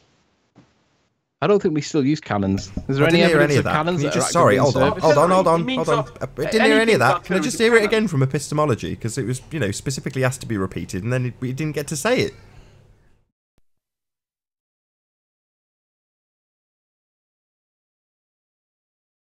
No, I'm just saying, the table that I was referring to is about artillery. It's about firing cannons, which are following ballistic trajectories. They're not, once they leave the barrel, they're not guided in any way. You have to point them towards the right direction. And again, I make my point that I don't know whether Nathan's shared it in the side chat or not. I have asked him to do it. So if he hasn't done it, if Nathan would kindly provide it so that I can say that it's been produced. I've produced evidence that's contradictory to that from a US Navy missile instructor that fires manual rounds. He does not use electronics. He admits, accepts, and proves that he does not do any calculations for the rotation of the curvature of the Earth. So now what I assert is that we are now confused. You produced a missile, Riley. I mean, epistemology is talking about artillery, and I'm talking about artillery and snipers, and you bring up such a missiles, which are powered items which direct themselves all the time. He fires so they don't have to shells worry out about of the Coriolis effect, just like a pilot in an aeroplane doesn't have to either. He started off 2018, artillery shells that are effectively like cannons. There is no calculation. Missile instructors can actually fire cannons, It's not just a one-note job. This guy fires artillery shells, which are effectively cannons. They're the same thing. So if you're claiming that they calculate for the rotation or curvature of the Earth, I'm calling BS because this guy says they don't. Sorry, is he a missile chap or is he an artillery chap? Which is it? He's both. He's a missile instructor, but he also fires artillery. A modern tank has a weather station and a firing computer. It's got a weather station on the roof of the tank and a firing computer that does all the math for you. Exactly. Right. So in that case, it's not following the curvature or the rotation of the Earth. It's doing all but if you're a sniper in the field, you do have to do it because you haven't got a computer with you, and you have to do all the stuff yourself. And if you've got an ice cream and I've got an ice cream, how many ice creams have we got? Oh, shut up. You're an idiot if you think that. Is any way an argument? All philosophical arguments start with argument. Guys. Sorry to interrupt. If I say to you, only the ones that are on the border side of the propaganda. In Scotland, everybody else and just fires the gun. Next to Edinburgh, how far is it to Glasgow? You don't then say, "I'm not in." It's a hypothetical. You're presenting a hypothetical situation for them to consider. If you think that that's some clever way of getting out of it, you're an absolute. Well, we know you're an idiot, but you're an absolute idiot if you think that is in any way an argument. Rumpus, you don't think snipers have? You don't think snipers have real weapons? Little computers. You think they're doing the math?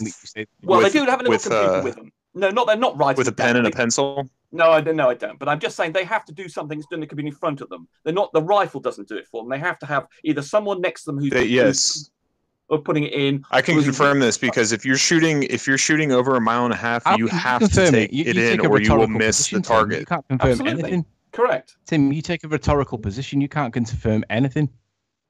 No, I actually have pictures and I have video of me talking to a sniper instructor at my ranch. Okay. Yeah, and I have pictures. So I can post that if you like. That doesn't mean we live on someone a who actually does it. Yes. There we go. I have pictures of and I've got Earth a video from space, I can link to, which is a fantastic video I could share, which shows a sniper doing exactly this, the long-range shots and all the tables and things he's had to consider, and all the Coriolis corrections. He does it with pencil and paper, but a lot of it is in the field. They have these little computers with the sniper instructor, or because with snipers they have someone who's doing the shooting and someone else is doing the targeting and saying, okay, you hit this or that. Exactly. And if you listen to the link that I gave you from the US Navy missile instructor that I posted in the side chat, or Nathan did on my behalf, he clearly states there is no correction, adjustment, or change for the rotation or the curvature of the Earth. If he accounted for it, he would miss his target. Riley, don't you get it?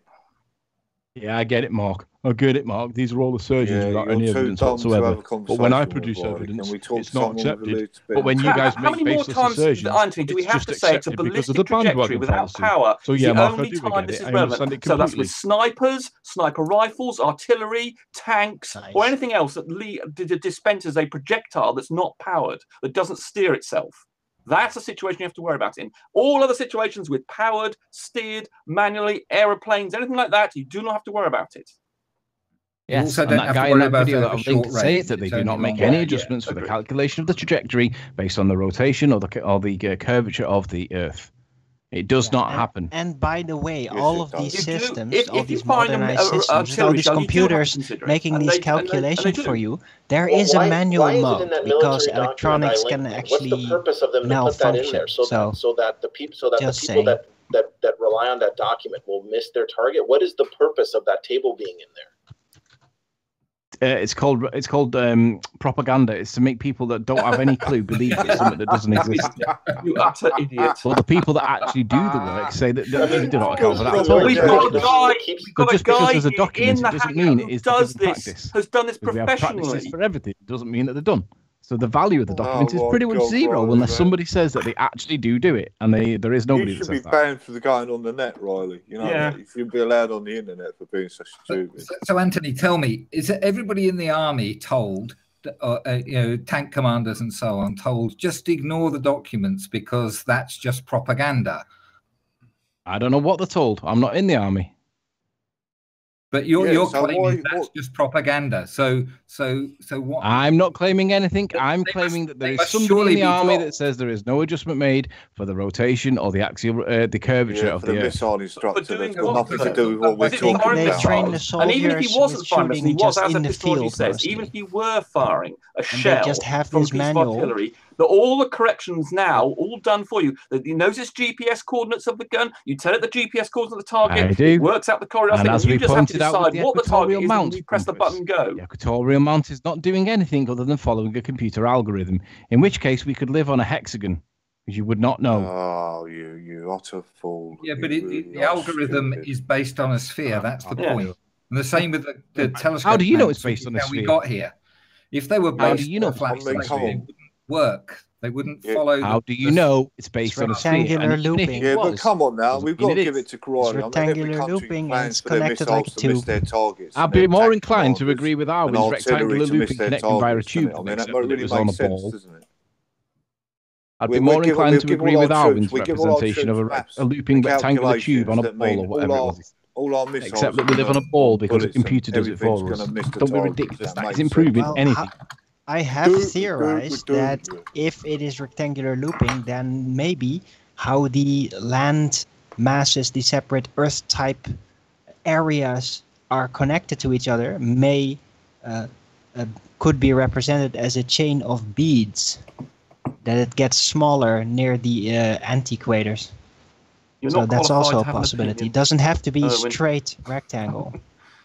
It's just gibberish. You might as well have just said you believe in fairies. I mean, that was just utter gibberish. It's the same gibberish. I bet Riley knows about bees. It's all about non-linear spatiality. How is Arwen's gibberish any less than your gibberish?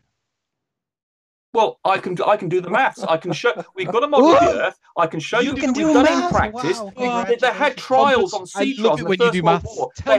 They built these analog computers to do this very thing.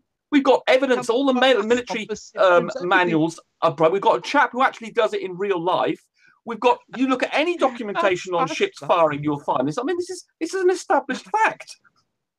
Rumpus. Maths doesn't prove anything other than the maths works. It's done in real world. In the First World War, they had to do this correction to make real about maths. Other ships it's simply really squeaky. They had to do that. Getting Rumpus, it's only maths. It doesn't prove anything, Rumpus. It just proves that the sum of the equation. If an IQ test on you, I'm sure would show that you're an idiot. They do firing tests, over great distances at sea to establish the accuracy of what their firing computers. And so obviously they test this against real life. The curvature or the rotation of the Earth. Don't be ridiculous. They do that. That's exactly what they do. They say that they'll take a target that's 20 miles away. Practice. They'll get nothing to do with the rotation of the Earth. They'll sit and see if they can hit the target. And I've provided that system has to allow for Coriolis. Anybody wants to know? Go to Strange World 21, Mark Sargent. He talks with a US missile instructor from the US Navy, and he confirms that they do not count for, in any way, shape or form, rotation.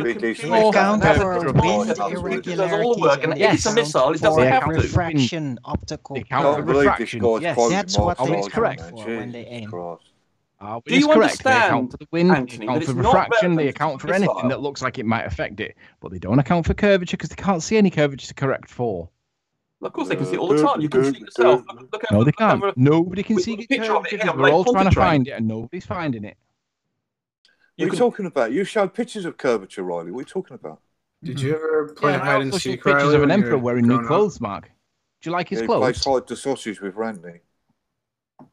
I also show pictures of the emperor. Just go out to the sea and look at a ship go underneath the horizon. You'll see it there. You can do it yourself. Yeah, no, apparently we can't do it ourselves. It's too difficult for us to determine. But I tell you what we can do. We can go over to Lake Pontchartrain. We can see loads of curvature there and 16 miles worth of observation, can't we? Like that article I read earlier from his Facebook where he admits actual rotation, but now he's denying. By the way, I think I've established what height Anthony was at in his Isle of Man thing at St. Bees. Oh, I wonder if you've got the same figure as me. Oh right, okay. Well, I've got a little presentation on this as part of my will be my comprehensive presentation. A little presentation. I'm going to go for a bath. I'll be back in about 20 minutes. I look forward to seeing all your refraction maths where you don't tell us anything about the light bending up. I know you're not. Why you do that. Scrub the globe off Anthony. Okay. I hope you're all enjoying the debate thus far. I certainly am. Glad to be running as we were before. Bring the camera onto me. We have approximately 30 minutes left on this broadcast, so if you are new to the channel, or you have not done so already, be sure to subscribe and hit the bell notification icon to keep up to date with the Flat Earth debate. If you would like to support this channel, as Fanny Lancer and Charlotte, get the name correct this time, have done so, hit that super chat. But most importantly, if you would like to join the debate with the page you are currently listening to me on muted, simply click the link in the info box below this video to join the discussion and express your views on the shape of the Earth. There are a couple of rules in the Hangout. Number one, please don't swear. If you do, you'll be ejected, but if you are, please don't try to rejoin the show using sock accounts. You'll be warmly welcome back on the next stream. In a moment, I'm going to transition across back to the action, but I would encourage everybody who is watching this to please share the show, as sharing obviously increases the live audience, but this in turn increases the chances of a more diverse panel, so please share the show. And one last time, if you're new to the channel, or you have not done so already, be sure to subscribe and hit the bell notification icon to keep up to date with the Flat Earth debate. As I say, there is about 30 minutes left on this live stream. So Anthony Riley is in the bath. I suspect he looks something like this right now. That's a wild birthing pool. That's beautiful. Thank you for sharing that, Pete. Well, Nathan, you're not going to be live streaming him in the bath, are you? Not going to be live streaming what? Sorry? Not going to be live streaming Riley in the bath, are you? I just literally just did that because that's what PMAR's just brought up. So, yeah. No, unfortunately for the audience, I have to apologise and say, yeah, we have just streamed Riley in the bath. Just want to be clear. I hope he's checking to see if the water's level. It won't be level when he gets in it.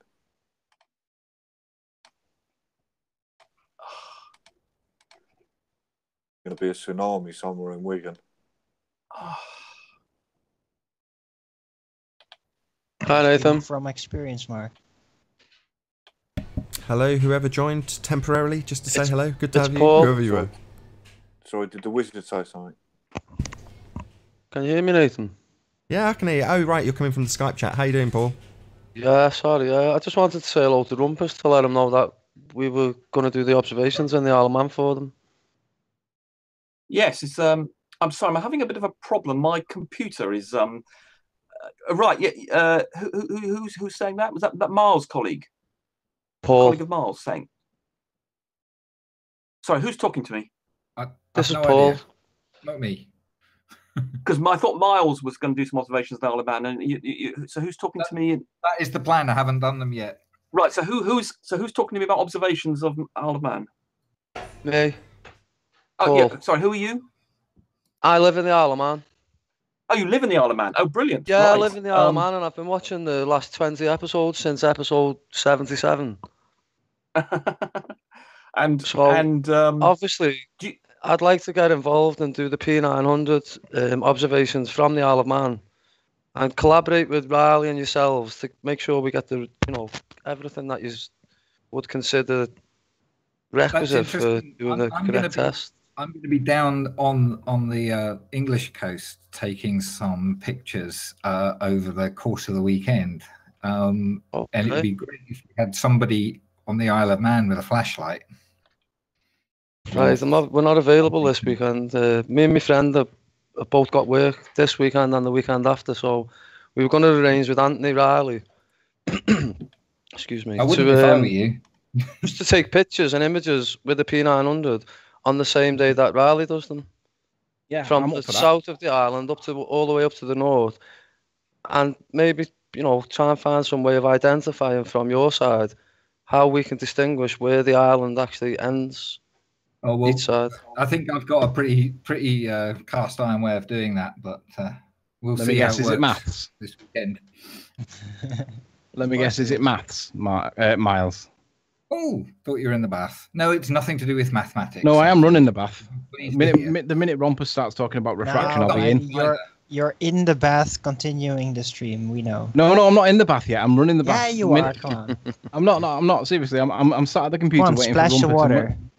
Yeah, but when Rumpus starts talking about refraction, that's when I'll get in because I'll have at least 20 minutes to have a bath. There we go. Can you see? Not in the bath just yet. Rumpus, what I do want to ask of you, if you wouldn't mind, would you mind being a gent? And you don't have to do it live, you can do it at your own time, but I'm asking you to help me with identification of a particular item. You said at some point early on in the pixels point that you were making, calculating the pixels per degree, you said that you can identify any landmark on the island. Would you kindly tell me where the point of a lighthouse should be on the evidence that we have?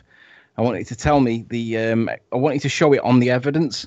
So you'll have to do your pixels per degrees calculation and then work it out on the evidence where the point of a lighthouse should actually be on the evidence, not on the maths. I did something kind of using, not doing it with the way that Rumpus is doing it, but I did it yesterday, just going off the geography. And let me show you what I did. Hold on. Let me add it in here. Was it in regards to that Isle of Man, that point of a lighthouse? Yeah, that video that we talked about the other night, where you have the floating landmass, the little floating landmasses. Yeah. Yeah, so I was trying to line that up against the scale that we were working on to see where everything is in relation. Hold on. Okay. Do you want to share your screen so we can see it? I'm going to link it here in the green. Just give me a second. Because what I want to try and establish, if I can, and using your maths to do it, if I can, Rumpus, is where on the evidence is the point of a lighthouse? Where should it actually be? Because we're trying to work out what is the furthest point to the far right that the Isle of Man is. so that if we can show where the land. If you gave me the video or the stuff to the right, I could do that. I've got bearings. I've now modified my thing to give it, so it's very easy to work out bearings of things on the picture. Well, so I do go have. ahead and click, I do have the current. link there. Go ahead and click my link there and put it in the green. Maybe Nathan could do that for us. It's in the green. Oh, right. I do have. Obviously, I can't add it to the chat now because I'm in the background. So Nathan might have to do it for me on my behalf. However, Ranty's done a full contrast, the whole length panorama that's put everything back together. And this is what we're using at the moment. And what I'd like to do is invite Rumpus to do the maths and tell me on the file that I've sent to Nathan on the side chat, which is called fullcontrast2.png. If he could tell me on that document that's in the side chat where the point of Air lighthouse should mathematically be, because we know where it is based on the animation, and I want to see that we've got the animation accurate, so that if Rumpus does his maths calculations and applies it to the evidence, he should get the same area, give or take a couple of pixels. So I'm checking our own model, but I'm also checking Rumpus's maths to see do we get, because really they should collaborate successfully. They should be the same position. That would be good to see. Just in the green chat epistemology. That's just you. That's the thing you showed me the other day. Yeah. But it doesn't have a screen. But it doesn't have. Well, okay. Hasn't got a clear. That's just the stuff to the right. It doesn't include the stuff to the left. I need basically several frames. I know. This was me just trying to match I was trying to match what he was seeing to the right of that. Of the main. And is that just one frame from the video, or have you tried to compose that into more? Yeah. Sorry. Is it just one? It is just one frame. Yeah, it's just the frame, just the frame screen grab. What I need to do of it, I suppose, actually, it's got the. Yes, the thing is, the trouble is, I need to find out, for instance, where that white blob is in your picture, and then I need to then link. I'll give you the GPS coordinates for that. Right. But the only way you can give him the GPS coordinates for that is if you know how far it is to the right of the bit of the Isle of Man we can see. So I need to be able to link all the frames from the right-hand side of the Isle of Man to those islands, and then I can then put them all together and then get bearings on them. Listen, I've sent the link into the file to Nathan. It's called fullcontrast2.png, and it's the whole panorama, all the way from the left right up to the top point. And what I'm asking is if you could show me on that full panorama based on pixels per degree where the point of Air lighthouse should be. And the reason why I'm asking it is because we've done it based on the animation, the model, and it should be the case that if we are correct and if your maths is correct, we should be able to. So when you say the animation, what are you referring to? We've created a model based on 3D animation. Like it's that Blender. Right. It's been all the values have been put into Blender, and it's took 4 days. Cocked up the image you used. If you're talking about that 3D, the thing you've got that the 3D modeling guy to do, you gave him. It's absolutely crucial that what you gave him as an image of the composite was correct. Given the fact that on the 2 occasions I've been given images, they are being completely wrong, grossly wrong. Okay. He's obviously working. So that's why I'm inviting you to take this one because it was done 3 or 4 days ago, and it's to the pixel accurate. Where have you linked this to? Where is this image? If Nathan's there, are you there, Nathan? Yeah, I can't share a file in the side chat unless it's a link to like a Google Drive. I can share that, but I can't just. No, what you do, Nathan, you download it to your computer and save it on your desktop, and then you go into the back chat where you're familiar with, and in the back chat you open up the Hangout that's there, and there's a Dropbox in the bottom of the Hangout, and you can drop it into that Dropbox, and then everybody that's in the Hangout then can see it. No, I can't do that. If you want to do that in the Hangout, you can, but I can't. Well, I can't. I've been sniped out of it. Okay. I have as well. Well, alternatively, if someone can provide an email, I can send it as an email. Send me a message with a link. Have you got it? If the file is on the internet somewhere, just send me either message me on YouTube, message me on G+, or message me on Hangouts. I mean, if you can get to the green chat, you must be able to get. Have you not got access to the green chat, Anthony? You can just link. No, I've been kicked out of it. How would I find you in Hangouts? Enter name, email address, or telephone number. What do I need to put in there to find you? Just type in the rumpus in Google Hangouts in the conversations where it says new conversation. You could just type the rumpus and it will find me. How are you spelling rumpus? Is it POMPUS? Settings have it to where you can't find you because I was trying to do that the other day, rumpus, and I couldn't find you. Oh, by the Rumpus. Oh, really? Okay. Oh, right. It may be under your email address. You may have to share your the email Rumpus address. account then. I mean, if you can't find just the Rumpus, then the Rumpus space account would do it. The Rumpus space account. Space account. If you can't find the Rumpus, just one word. That's not finding me. Right. Well, someone. It is email. Really awkward to. Okay, I'll give you my. Do I really want to give my email address out? That's probably not something I want to do. Hold on. Don't give him your email address. What you can do, I'm going to go to the photos, Rumpus, right? So that nothing's displayed. If you put it in the side chat now, I'll bring it up off screen and share it with him, so no one gets your email address. Does that make sense? So if you type it in the side chat, I'll just copy and paste it, and then no one else will have it. You want me to type my email address in? Whoever wants to share their email address to get this file, stick it in the side chat. I don't care. I'm not interested in spamming your email, but I'll just pass it on to Anthony so he can send it to you. But it means that no one can see. It's just screenshots of photos at the moment. There we go. So you're going to pass it in through Skype? Yeah, just give me 10 seconds. Sure. And then I just want to get it off screen so no one can see it.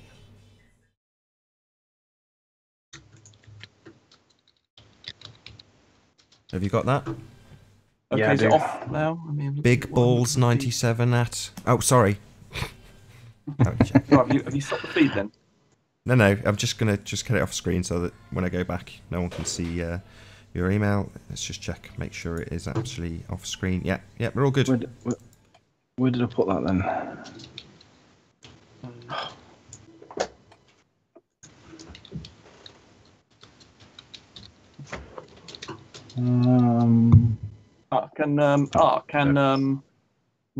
Can Anthony see this side, the group chat? No, I've got it. I've got it. He's done it. He's already passed it over to me. All right, it's an 11 megabyte PNG file. Hold on, you're going to get another email address as well. While it's still on the photos. Okay. Now, right, just so that you're aware of what I'm asking, all I'm asking you to do is identify on the file where it is that the point of a lighthouse should be according to the maths. We've got it according to the model, and I'm using it as a check. And I'm using it as a checksum to make sure that we've got the model right. Accuracy of the composition of that image, and it's wrong. The two images that Rant has done so far have been horrendously wrong, and I've had to fix mine. Right. So I'm not going to I understand, and I've explained to you that we've got a new one and have done for 4 days. So don't worry too much about the previous versions. Okay, well, I have to check it for accuracy. Before I do anything, I will be fiddling with it, checking all the clouds match, etc., because the two previous efforts have been appalling. I wouldn't expect anything less of you. Okay, right. I'm not just going to stick that graphic in there and then apply it. I will be jiggling it and poking it. And if you're not happy with it, if for some reason you're not happy with it, would you let me know that you're not happy with it and that you're not going to do it rather than leave it for weeks? Okay, no, I'll be happy to inform you. I'll put pointer errors and things in it. I'll even give you an annotated graphic of where I think the errors are in it. But so far, it's been absolutely appalling, some of the things that Rant has done. In terms of the quality of the composition. And no wonder that guy... So you're saying, you keep saying things like that, and I don't find them to be accurate at all. You make massive mountains out of molehills. Yes, they may not have been precisely accurate. You're back on screen. Don't share any more email addresses, just so you know. You're back on screen. Epistemology saw this as well. It was epistemology. Would you say that the errors were gross on that left-hand side? Yeah, in the original composition. Yeah, it was gross. Grossly in error. Half a screen, as I've said, the file that I think you were working from was the one that was the first draft that was only done to see. Yeah, even the second. The second one was better, but it was still out by the cumulative error across the image was a good half frame. That's okay, but if you're not happy with it, would you tell me before you actually dismiss it rather than let me leave He loves to nitpick. You know how it goes. Nitpick. This is the sort of idiotic. I feel like I will. It was a work in progress. Yeah, it was a work in progress. Insufferably critical, but they've changed it, didn't it? Come on. Yeah, it's like Google Earth. It's open to change, you know. Yeah, it's a refinement. It's an anomaly. Well, The three people who had a look at it, myself, Geostraber, and Epistemology, could immediately see there were gross errors in what was on offer. That's okay. And like I've said, it's been superseded twice. So you're working now on the current model that we're working on, the current composite. No, the second one was also wrong. Right, and as I've said, it's been superseded once. Okay, right. You're working. Well, let's see. Right, so you should now have this. And if it comes back that you're in the ballpark figure of where we are, what this will prove is that we're working on a model that's accurate to your maths, which is good because that we can build on that. You keep on talking about the maths. By the way, that 3D model thing, which you said, oh look, we're using a 3D program here to do this, not Rumpus's maths. You do realise that model, that 3D model thing, is using exactly the thing that I'm doing. They're putting in the model. Yeah, but just it's because taking they're out not the doing human part of it, explicitly, he put that bitmap image into his 3D model, and his model did exactly what I did, which is to equate the pixels to the degrees, match them up, and then he positioned the image in a particular point, which is exactly what I've done. So he's done exactly the same thing. The point is he had an incorrect image. I agree. It's done exactly what you've done, Rumpus. The only difference is it's removed the human part of it. His, what he did exactly the same. This program, again, 3D modeling make the program, point that and it's what I'm removed the doing human is part exactly the same. No, it's removed the human part of it. It makes it autonomous. And I would prefer the removal of the human error part of it because it is a risk. Yes, but the algorithm in that program is doing exactly what I'm doing manually. Yes, but you're doing it manually. That's the problem. I'd rather it be done automatically without human error. That's what I'm saying. It's using maths, though, Anthony. It's using maths to do that. Yes, I understand that, Rumpus. Right. It's not. Oh. The 2 emails should now have it. It's been sent, so you should have it. Okay. If you'd let me know that you've at least received it, Rumpus, that would be great. Okay.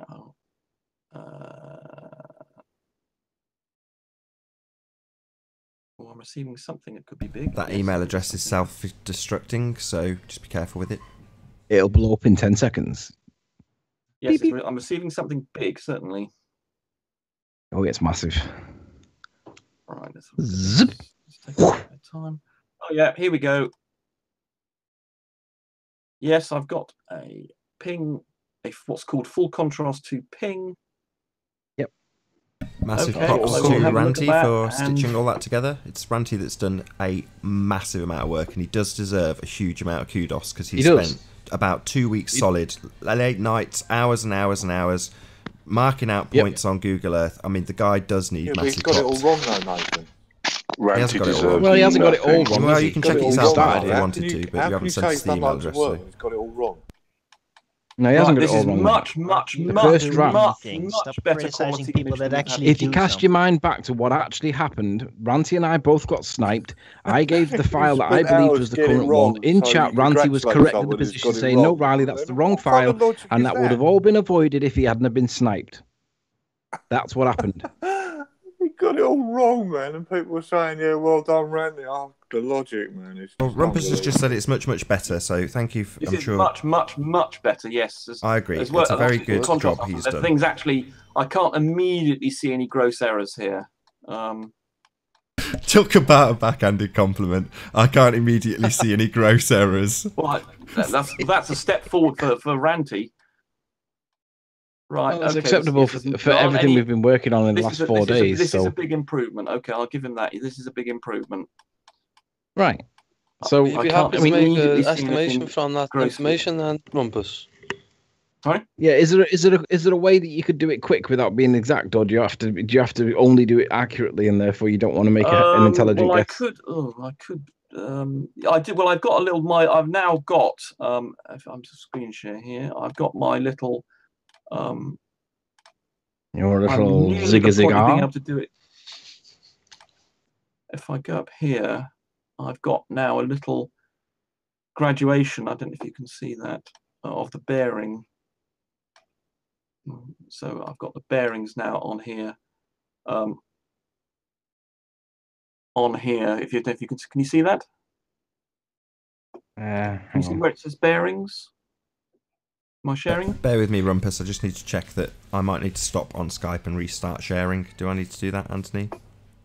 I don't know. I'm just trying to find where the actual hangout was. I've lost it. I think my screen grab is appearing in. My screen grab is appearing in there. So yes, it must be working.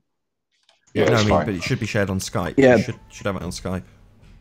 Yeah, so Yeah, it's there okay. we are. I I've now got I can see it now, Rumpus. Yeah.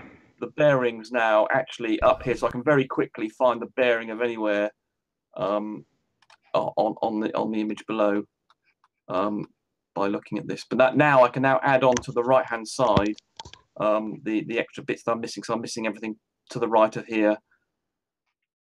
And that image, it looks as though he's using a higher resolution image than the one that he posted before as well. It's a higher resolution as well as being. I think he's using the exact same info. Just you've lost image quality because Geo's done it on a contrast changed image. No, I got so it. I used possibly because I've only the only two images I've acquired is one from you put in a link to early on, and then the second one was from Geo. So I'm using two. They're overlaid. That's why it looks a bit confusing. But yes, neither image was terribly good quality, but the one that you've just given me is much better. Sorry to interrupt, Rumpus. Are you sharing your screen at the moment on the live screen or on Skype? Because I can't see what you're presenting. Yeah, that's what I was trying to establish. Okay, give me 10 seconds. Oh, okay. If you go back to the link I sent to you, Paul, it should be visible on the file on the link that I sent you before.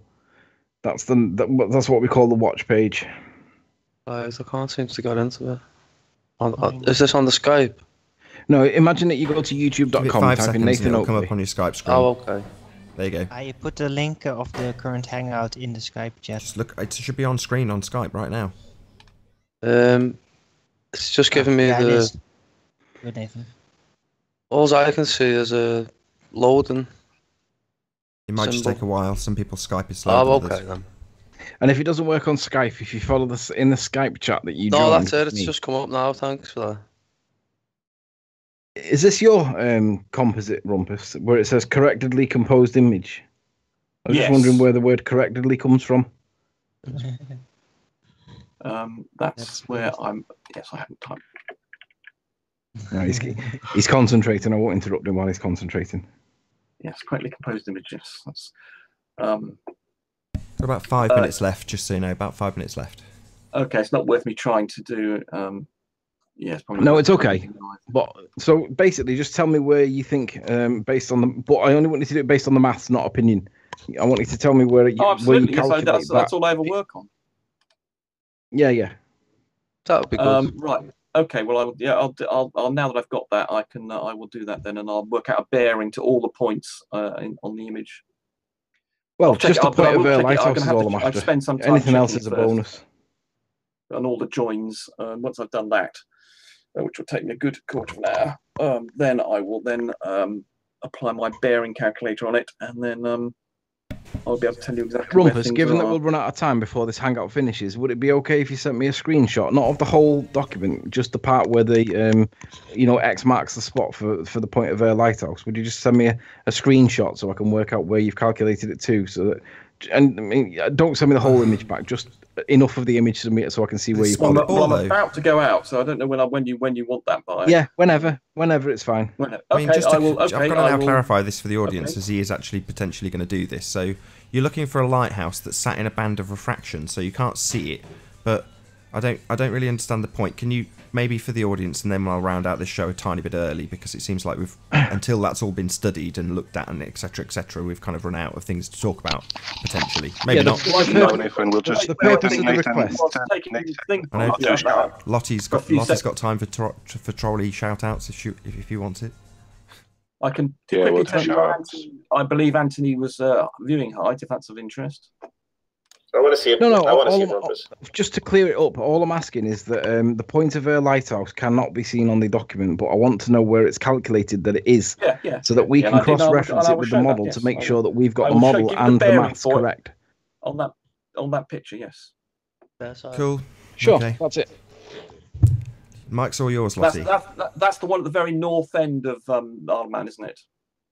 Yeah, the big one of the two. There's a small bumpy one and a tall There's thin an old one. that they've shut down next to with a foghorn and things. Correct. Yeah. Right. Yeah, this is... Shout out to Fanny Lads in the chat.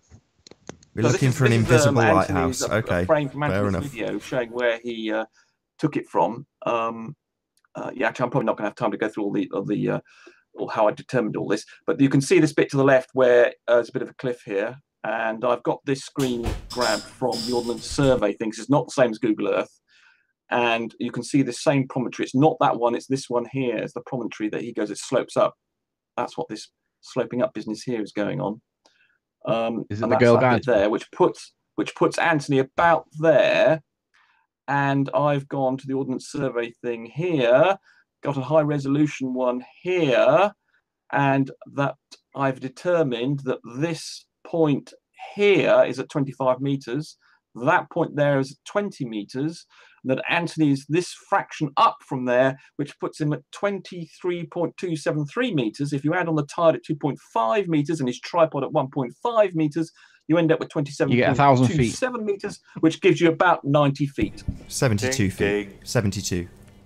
Ding, ding, knockout. All right, then. You can't knock anybody Sober. out. Ding, yeah, I'm going for me bath. Have fun, James. Where's your evidence for that? Shout out Riley for eating all the ice cream. Shout out Paul. Just hang fire, Paul. Hold on, can you not talk over Lottie? Riley. Oi, can you not talk over Shout out Lottie, Nathan for holding this debacle again. Shout out myself. Shout out Mark for coming in. Shout out for everyone coming in, wasting their time talking to adults about Flat Earth. Shout out Jem Panda. Shout out Twitwick. Shout out Roger MC. Are you having a meltdown? And shut the hell up, you stupid wizard. Shout out Wizard, man. That's a contradiction. Shout out YouTube for being super paranoid again in chat, making us all laugh. Shout out Alex Quant and Timkins. Shout out Rabbit Stew for saying Arwigen is Peter Pansexual. That was one of my favourite moments of the evening. Shout out the importance of understanding refraction hyena. Understanding Shout refraction. out JJ. That's not true because I'm heterosexual. Shout out Arwigen. It's not time for magic and spells and mystery stuff. Shout out Vinegar Stroke, still alive again. I love every day. I've never actually you. described any of that. Just talked about things I another day eating 4 ice creams for breakfast. All right. Well, we're continuing the after show. You should come and join us. It's a lot more sweary. We get to say fucking bugger, so that's good. Shout out still here, has he gone? Oh, that was that. Do we still have the rumpus here? Yeah, I'm still here. Yeah. That's Hi, rumpus. Yeah, I just wanted to let you know that me and Anthony were gonna do this all again for you. So, like I was saying before, if we can take the observations again, and me and Anthony do them on the same day with P900s, I just think it'd be easier for you to have your discussion about, what the actual image is showing. And with that, I'm going to say, first and foremost, a huge, massive, enormous thank you to all of the live audience for tuning in and sharing this stream. Be sure to like, comment, share and subscribe. I've been Nathan Oakley and I'll see you all in the next video.